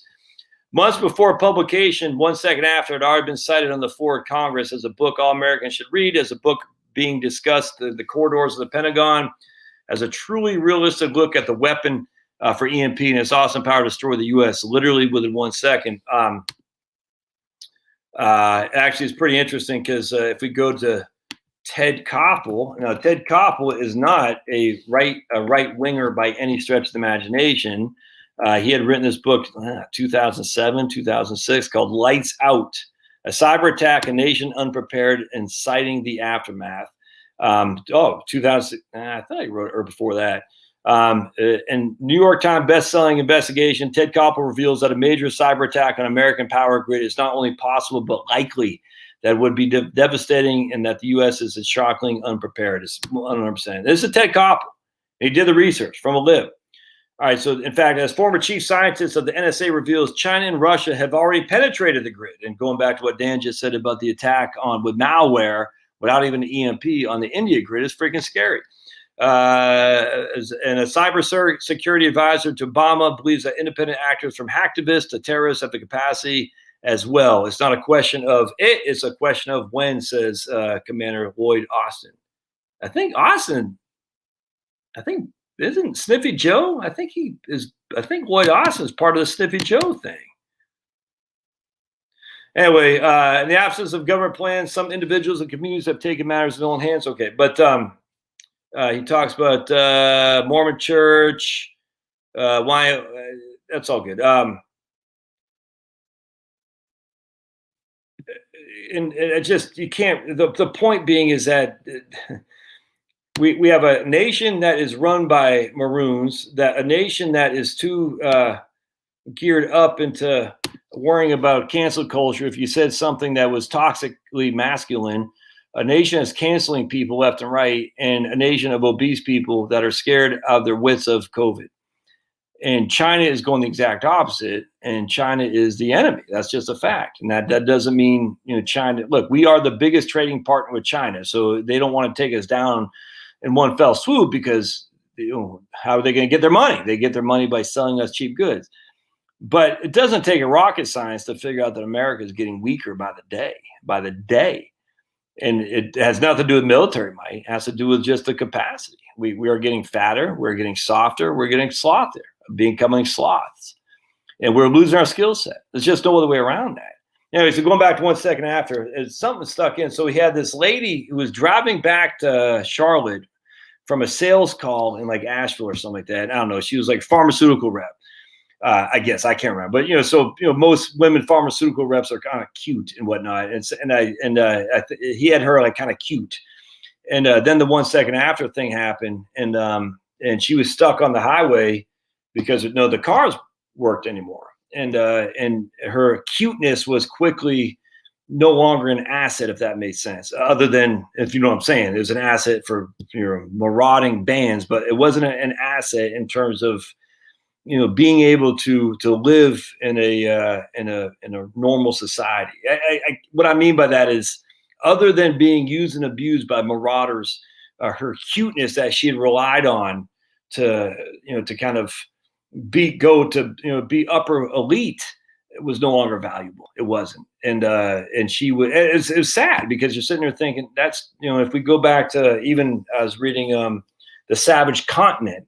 Read that a couple of years ago, the aftermath of World War II and what happened with the scarcity of food sources and whatnot, were literally women selling themselves in front of their husband and children to get a loaf of bread, to get money to buy bread, because there was no money. There's no food. The scarcity was, literally to commie soldiers, to American soldiers, like French women, German women who had nothing, would sell their souls for rock and roll in front of their husbands just so they could get a loaf of bread. It's crazy. Because so if you're a cute lady and you're used to being able to go up the chain of command via your looks, and in woke culture, those days are gone in an issue like this. It's just a fact. Same thing if you're a freaking cancel soy boy. What do no one want, at least the cute lady has a place. What does the soy boy have a space for? Nothing. It's sad, but that's just a fact. Anyway, the whole point, what stuck out at me is like all the skill sets we do, for preparing legal briefs, doing financial planning, doing YouTube videos. None of those skill sets mean anything, when the S hits the fan. Even in Texas, for 5 days, all your YouTube skill set means nothing. Means nothing. All your legal briefs mean nothing. All your pharmaceutical sales skill set, being cute means nothing. That's just a fact. And so how are we preparing for that? And we're not. And that's just a scary thing. And that's kind of going back to why the wood stove thing. You got to have a source of energy, of heat, because even in Texas, we saw now. And going back to things like the grand solar minimum and things of that nature, the polar vortex. At the end of the day, we can argue all day long about global warming or not. Frankly, I'm over that argument. It's lost in terms of those guys have lost. My side has won, but my side isn't the majority, unfortunately. But be it as may, they can go and live their lives thinking global warming is the biggest enemy. It's just not. So at some point, you just got to say, okay, I'm done with these people. What am I going to do, and what am I going to do with the people who at least I can have influence on to say, forget those people. You're going to have to do what you can to protect yourself from cold, and the cold is coming, as we can see. And the polar vortex seems to shift even further south each and every winter. And I literally could care less what you're attributing that to. Until you stop flying, we're going to continue to spew CO2 in the atmosphere. So we can say all day long it's because of CO2. It doesn't matter. It just does not. What matters is how are you going to deal with it when it keeps coming, regardless of what is the cause of it. The polar vortex, the grand solar minimum. When we have cold issues, how are you going to deal with that? Because cold is deathly. Warmth. Why do you think everyone moves from the cold to the south? Because they like warm better than the cold. That's just a fact. So global warming or global cooling, I'll take global warming any day of the week. Longer growing seasons, more CO2, more nutrients for green products is a wonderful, wonderful thing. Probably more humidity in terms of rain, less desertification, probably more forestation as well, less deforestation ultimately. All that stuff is good. So I'll take global warming any day of the week versus the alternative, which is global cooling. Certainly longer growing seasons. But at the end of the day, there's a good chance global cooling is coming. And if it does, it's brutal, man. And how are you going to prepare for that? Well, I'm going to turn on the thermostat. No, you're not. Well, I'm going to prepare a legal brief. No, you're not. I'm going to do a YouTube channel talk about financial planning. No, you're not. So this is going back to the wood stove, getting a cord of wood, just having something in there to protect yourself, having some seeds, having a battery bank, solar photovoltaic with a battery bank that is not grid tied is a wonderful thing to have for electricity. I don't have any qualm with that at all. And a lot of people, we probably waste too much electricity as is. Like I got 2 computers going on right now, you know what I'm saying? And that's not taking up a lot of watts. I get that. But, if I had to live on less use, I could do that easily. Just tell my wife, don't blow dry your hair, for instance. You know what I'm saying? Turn off a computer, turn off the TV. It's easy. Just use the LED lights instead of using 4 lamps. Just use 2. Easy. If you got to use candles, use candles. Anyway, so 15 degrees in Massachusetts. Woo wee. That's 70 in Oklahoma. I could drive my Jeep with my doors off, top off, and naked. And now I can't unsee that. Thanks. Yes, Harry, like a warmer climate. Everybody does. Everybody likes warmer climates. That's for sure. That's a fact. The Capricorn way was that he did one after that, Medic, that it wasn't as good. I forgot what it was. 2 to 3 years of firewood undercover. That's the nice thing about living in a forest place is that always most likely you'll have trees you could take down. Now, obviously they won't be ideal. They'll be green, but you can still burn green wood if you need to. That's for sure. A big, beautiful border wall is immune to an EMP. Not really, but from a dirty bomb from a terrorist running over, sure. Yep. Yeah, it's 1 second after by 1 second after. I'll get the link. If you buy the link through my, I also got Ted Koppel's here. I'm going to put Ted Koppel's. This is Ted Koppel's book. Whoever asked that. That's Ted Koppel's book. And I'll put 1 second after there. And if you buy it through my link, I get that sweet, sweet Jeff Bezos money. I'll get that. So I'll put both those links in the comment section here. I hate to sound dystopian. We talked about The Road by Cormac McCarthy. Now we're talking about 1 second after. Now we're talking about Ted Koppel. I do not want to sound like the X-22 guy, who some of you know I don't all that appreciate so much. Some of you guys do, that's fine. But I don't want to sound like it's all falling apart. Look, man, I got 4 kids. There's no way you can think the world is falling apart, or you're all going to die if you have children. But at the end of the day, being prepared just makes sense. Boy Scouts. I know the Boy Scouts are evil. Be prepared. What was that thing? That be prepared? Or, well, I can't show you a video because I'll get demonetized. Do you know who Japheth the Billy Goat is? Huh? Japheth? Let's find old Japheth, shall we? Japheth the Goat. I can't show you the video because I'll be demonetized, but I'm going to show you Japheth. Let's see. Anyone know who Japheth the Goat is? Anyone?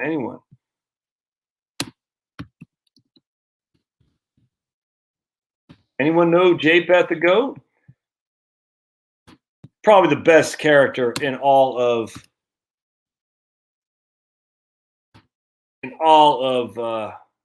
movies. No one. I have 15 seconds, but I gotta wait here just a second.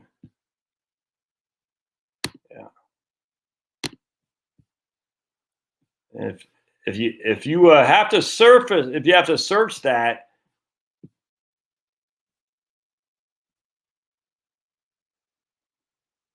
Wow. Abbott just announced Operation Lone Star to send Texas National Guard, state police to protect the border since Biden pulled back a huge portion of CPB border patrols. Yeah, and the Border Patrol hates it. The Border Patrol are freaking pissed. Look, they know what the hell's going on, man. It's such a freaking clown show. I still can't believe they're so worried about COVID that these illegal immigrants coming over the wall, or coming through with COVID, they literally take and send them to the interior of the United States. Just let them go. The whole thing's freaking such a. One of the best looking I've ever seen was a drug rep making a stop at a local clinic. Yeah. HAWT, that means hot.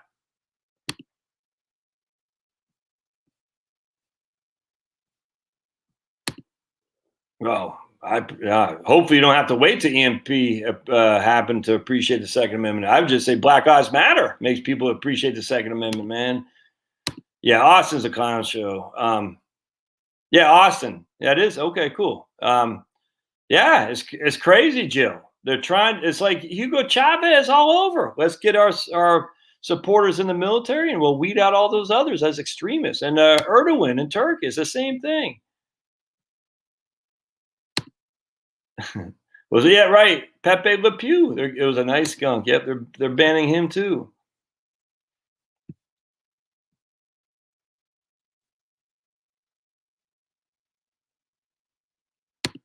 Yeah, okay, but remember, I agree they do, but let's put it this way: on cloudy days. So here's the thing that always cracks me up. Josh, I get a 200-watt panel, so I can generate 200 watts.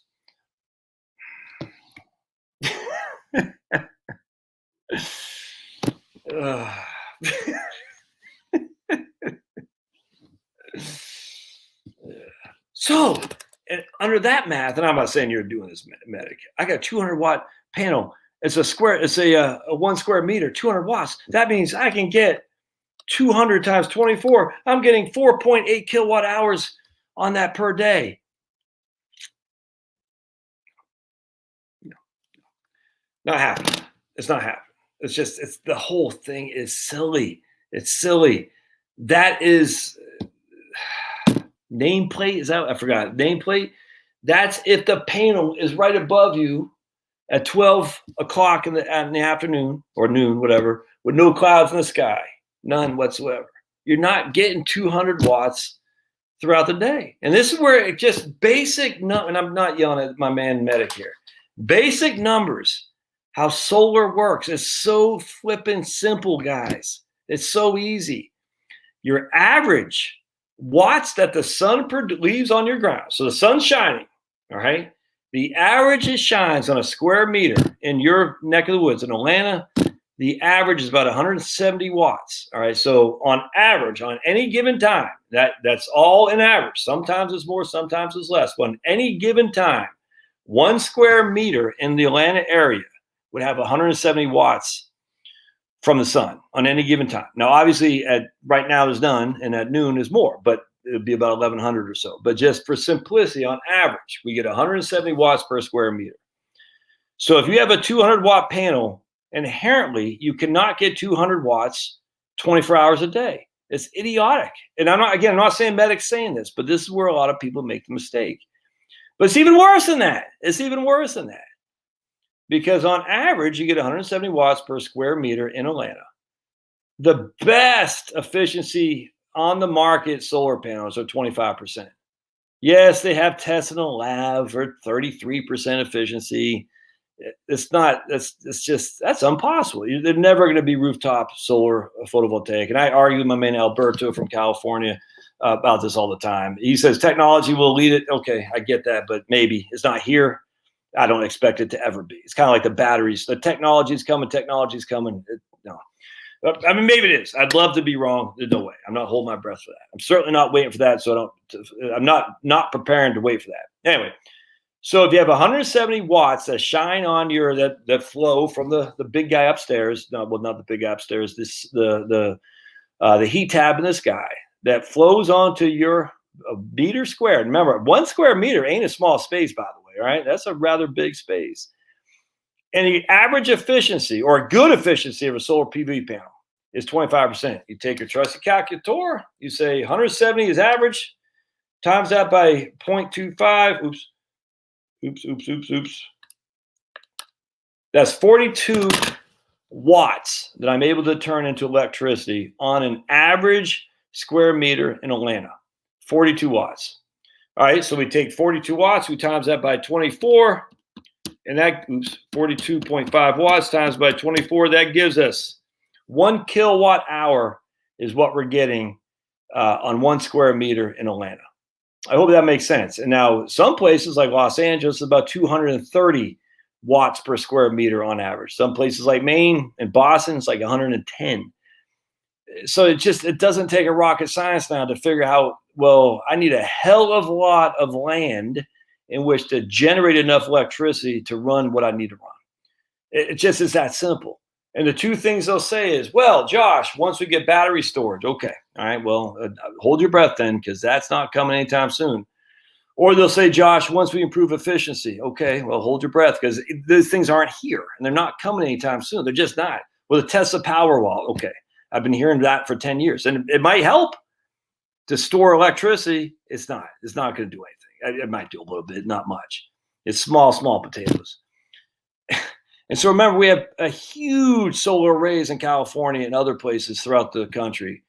And solar right now is not even generating hardly a freaking blink of the eye in terms of the overall electricity demand. Never mind the total energy. The whole thing is just nuts, man. It's a crapshoot. It's like literally the biggest. Wind is the biggest scam in the history of mankind. Solar is a scam of unseen proportions for people to think that they're going to get solar and wind to combine to give us our needs for total energy. And I'm just talking electricity. So remember, 1 square meter, if you live in Atlanta, you're getting 170 watts on average. That's it, man. 25% efficiency in a solar photovoltaic panel, you're getting 42 watts. Times that by 24, you're getting basically a little bit more than 1 kilowatt hour a day. That's it. Yeah. It's embarrassing that that people don't get this, man. I wish they would. It's JPET the GOAT. See, no.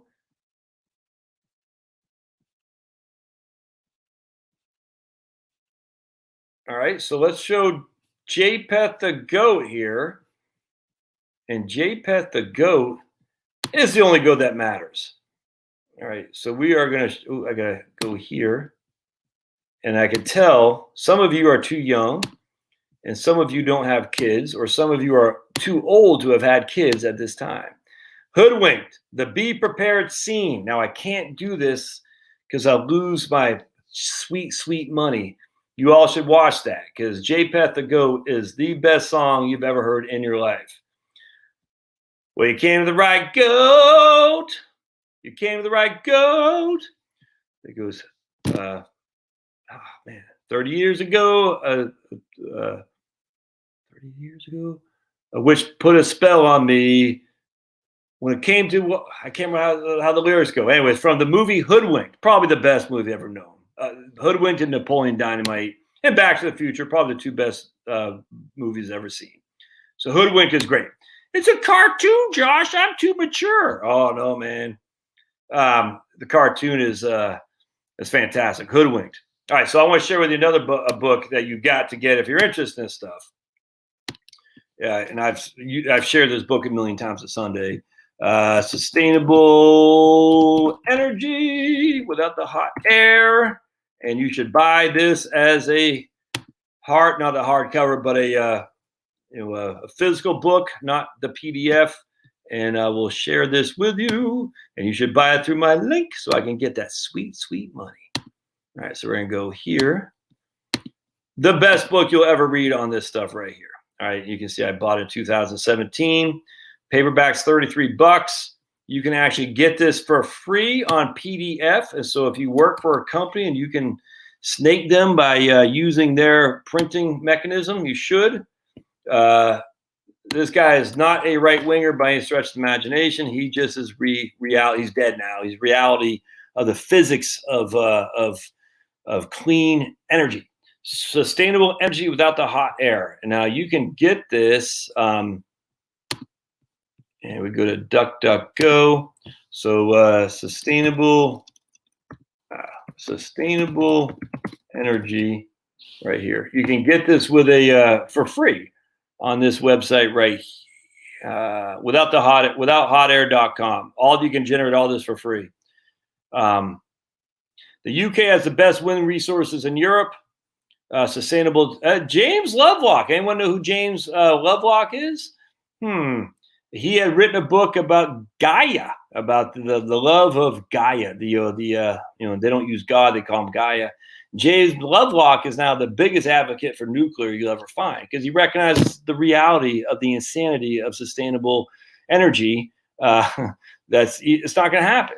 Wind farms will devastate the countryside pointlessly.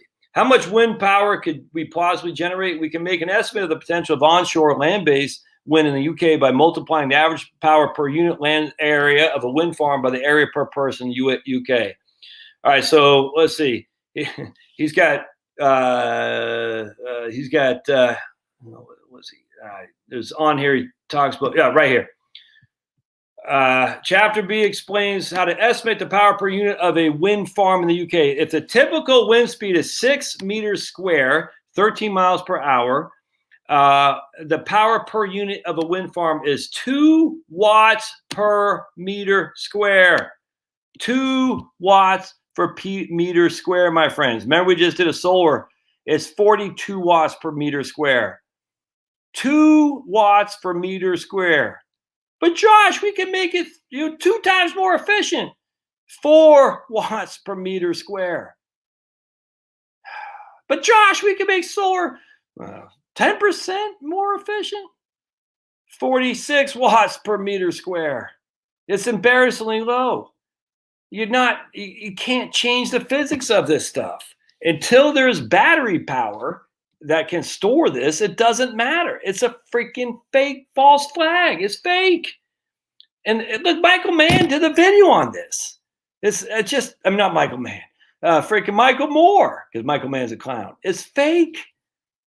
Look, I know we're all probably fellow travelers here, but gosh almighty, know how to argue against these idiots, because this is insanely stupid. The idea something that can get us 2 watts per meter square is going to solve all of our electricity needs, never mind our full energy needs. It's not happening, man. It's embarrassing. And I sit there, and the funny thing was, I found this out. I'm going to put that link here. And a guy I was debating. This is where it takes, throwing debates on YouTube and various things. You can make people change their minds. I was debating a guy a few years ago, and he said, just read his book. And he was calm, coming from the left, but he was rational. He debated well. He wasn't over the top. He wasn't screeching like most lefties are. He said, just read, man. This is the best book you're ever going to find. And I said, okay, I'll do it. And it literally changed my whole perspective. Maybe more adamant against freaking the green crap, because I said, because he's all about nuclear, this guy as well. And it's funny, but he's also about solar, and he's also about wind. But this left wing guy, not the guy who wrote that book necessarily. Anyway, the long story short was he said, just read this book. You'll quickly realize. And I forgot I had a flawed argument. I forgot what it was. It had something to do with I just can't remember. But anyway, I said, okay. But we debated in a good way, and he changed me. It was a great book to read, which further cemented my anti-green cred, because I said, now I know even more than I did. But without question, also made me recognize how the solar photovoltaic can work and how I can use it for my own benefit as we find our retirement home. Wind farm is. They got wind farms up there in Maine? Because that nothing infuriates me more. All right, I'm just going to share with you another book, by the way, if I can find this guy's name. He had oh yeah, you guys got to get this book. Oh, this is crazy. And this is another big lib. So the big libs, they know. Hold on a second. The libs who actually pay attention know wind farms are a freaking scam. They do right here. Okay. So I love reading about Maine. Not gonna lie, it's just that's why I'm writing a book on Maine. Return to Peaks Island. But my man Mike Bond here, big lib, he had written this great book on killing Maine right here. Great book. Right there, the wind farms. Just a great book. The wind industry is a mafioso, no other way around that. And it's fantastic. So you should buy his book. I'll put a link in the show notes so I get that sweet, sweet Amazon Jeff Bezos money. You'll read this book in 2 nights. It's fantastic. I love it. Mars Hill's full of windmills. Crazy. Anyway, so if you want to read Killing Maine, it's a great book. I haven't seen this. He has I'm not familiar with this other book he did called Snow. I don't know what that's about. Let's take a look. 200s in their guide find a crash. I figured I had to do something about dope. In Montana wilderness. All right. Sounds like a Reverend Horton Heat song. 200s in their guide found a crashed cocaine plane in the Montana wilderness. He has a reason to steal the cocaine. All right, that sounds pretty interesting. I have to give that a read. You all familiar with Reverend Horton Heat? I'm getting old. I can't remember that song about the plane, the cocaine. Cocaine from buckets from the sky. I can't remember. I forgot. Anyway, all right, my friends. Mars. Yeah, that's freaking pissing me off. How many kilowatts how many do these wind machine make? All right, good stuff, guys. So Phoenix Rising, not familiar to you, my friend, but good stuff. I believe a car parts place will take the battery, but they'll charge you a core disposal fee. I don't know. Jill says she likes Touchdown Tommy for the first time ever. Why? What's going on? What did he do? That's incandescent, Jill. We replace your incandescent light bulbs for sure. I mean, that's one thing that would make sense from a. I mean, look, LED light bulbs cost more on the front end, but theoretically they should run a hell of a lot longer than incandescent. The issue with incandescents, they're just not efficient. They release so much heat that doesn't get captured, and that's wasted energy for sure. So 60-watt incandescent light bulbs, that's you don't want 60-watt incandescent light bulbs. You reduce definitely replace those. Yeah, right on, Darren. We've been poisoned by China. Now they're making billions on us use. Yeah, 100%. But why did Jill say? Yeah, the Reverend. Right on. Well, good to have you here, Phoenix. Welcome aboard, sir. I do watch The Uneducated Economist. I do. I'm a fan of old Simon there, The Uneducated Economist. I don't agree with everything, but I think that's pretty cool. I like what he's doing. Tommy got called racist, and he loves. Well, of course, he got called racist. He beat the black quarterback during Black History Month for the Super Bowl. But doesn't the Buccaneers have more blacks on their team than the Chiefs? So the white quarterback beating Patrick Mahomes, who doesn't sound like he's black, he sounds like he's straight from Texas, with a deep Texan Southern accent, a Texan accent. And I think his mom is white as the day is long. Tom Brady beats him in the Super Bowl on Black History Month, even though Tom Brady has more black teammates on his team than does the Chiefs. And Tom Brady is racist because he's white and Patrick Mahomes is half white. Logic. Yes. That's logical. And the funny thing is, no blacks. I mean, I get, look, if you go on LinkedIn, you'll see the woke blacks. Trust me, there's lots of woke blacks on LinkedIn. I get it, but they're just regular. I mean, the woke people are the upper crust elites, whites, blacks, everybody in between, Asians, freaking, whatever, who have woke jobs, the jobs that have no value in real society. That's just a fact. I mean, they're college professors, they're pushing papers, they're just like we talked about earlier.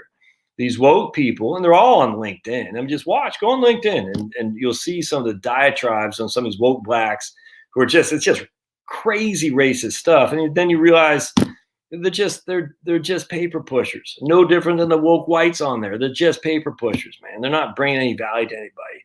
The only value they're bringing is scratching each other's back by showing how woke they are. And so you fall. And the sad thing is, because I love the history of people like Jesse Owens. I like reading about Webb Du Bois. In fact, I was listening to a podcast right now that you all should listen to. It's my man, and I got Webb Du Bois's biography there, Brendan O'Neill. We must abolish the new. What does he call this? We must abolish the new color line. And Brendan O'Neill, which his podcast is called the Brendan O'Neill Show. He finds an antidote to critical race theory in the robust universalism of Webb Du Bois. Interesting.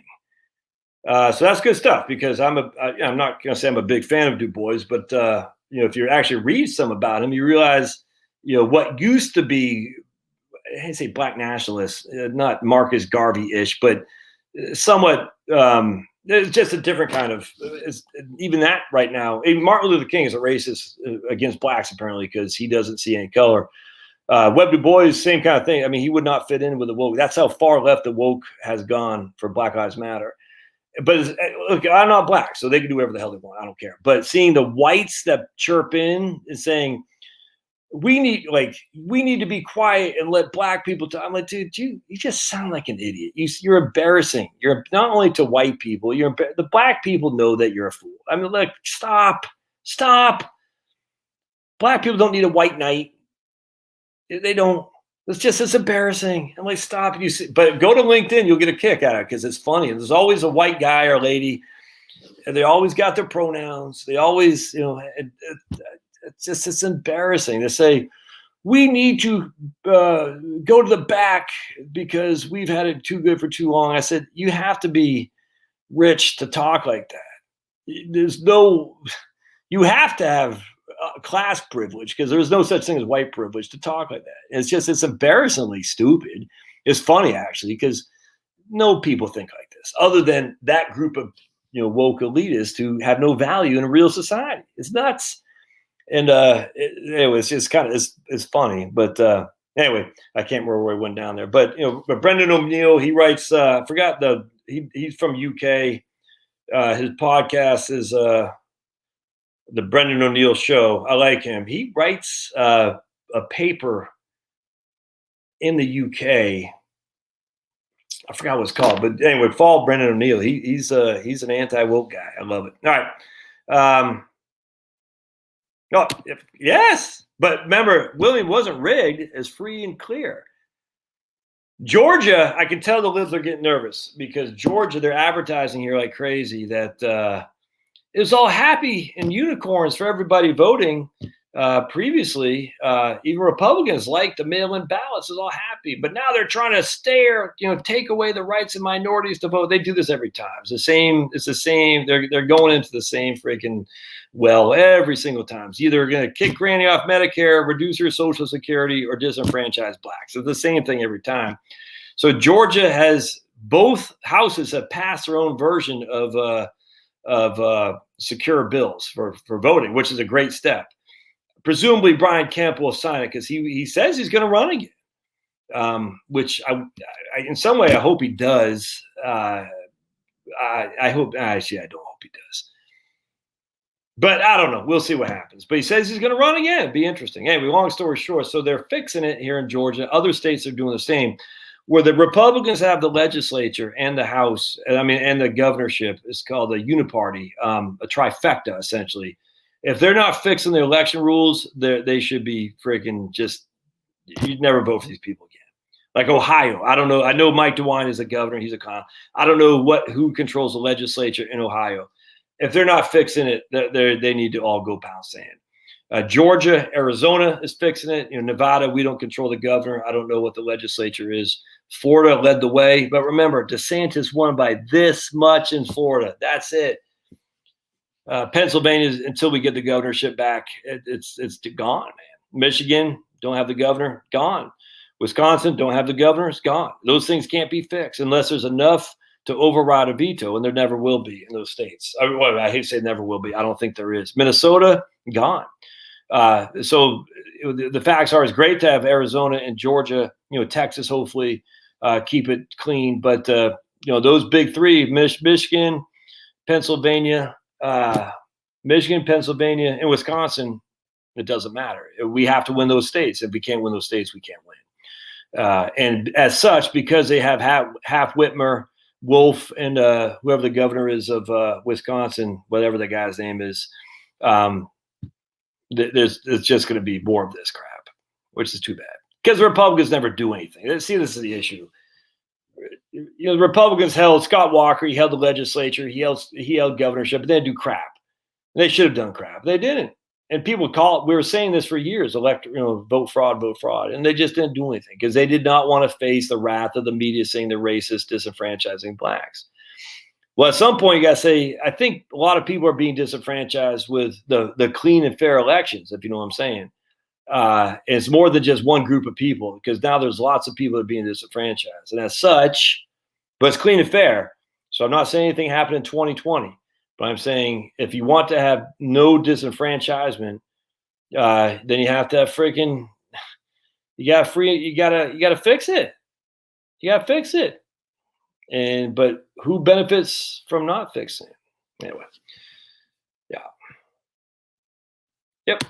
And that's what Republicans are doing, getting rid of mail-in ballots. You have to have a voter ID. Shocking. Because minorities don't know how to get a voter ID. Remember Joe Biden said minorities don't know how to get on the internet? All right, my friends, I get out of here. Appreciate y'all being here. Yeah, DeSantis is my man. Yep. Yeah, I love Herschel Walker. Love to see my man Herschel. I tell you, the one time I'm pro-black on Republican side always, because I'm just telling you, if we just get 15% of the black votes, the Democrats are doomed. That's all there is to it. Now, I don't want to hear last year, because last year was nuts with all the mail-ins. If we get 50, that's all we need. 15% of black votes, which means we need more black candidates and we need more black reps to show it's okay. It's starting to break a little bit. The dam is starting to, the dam is starting to break, piece by piece. We're starting to see more and more. McConnell is saying he might step down, and they get the black attorney general up there. I forgot his name off the top of my head. Apparently the legislature would choose, I think, who can replace him, not the governor, because it's a liberal governor in Kentucky. Anyway, long story short, if McConnell steps down, which would be good. I don't like McConnell. I forgot the guy's name, the attorney general, but he would be the guy to potentially replace him. But that's racist, Josh. You're anti-white. No, I want to win, and you can only make things better when you win, and we have to get more black votes to the Republican Party. It's just that simple. But you don't do it by patronizing. And I'm still, look, I don't really want to get into it, but you don't do it by patronizing, being woke like Nikki Haley. No Nikki Haley. Anyone who advocates Nikki Haley on this channel is getting banned. I cannot stand her. She's woke, and she's a Chamber of Commerce. I cannot stand Nikki Haley. No way, no how. If she's our nominee, we're done for. I will never, ever. I don't even care who runs again. No Nikki Haley. So Issue is Nikki Haley thinks she's making inroads with blacks by being woke. No. Not the kind of blacks we want. We don't want woke blacks. We want real American blacks. And there's plenty of them out there. And they're starting to see it. You can see it. You can see it with Trump. They're starting to see it with Spanish speakers. You can see it. Because he spoke to these people, man. But he didn't do it by being a woke fool. He did it by just being a regular guy. Crazy how that works. All right. We'll give Big Hub Pablo a big squeeze, man. Right on. Appreciate y'all. Thanks now. See ya.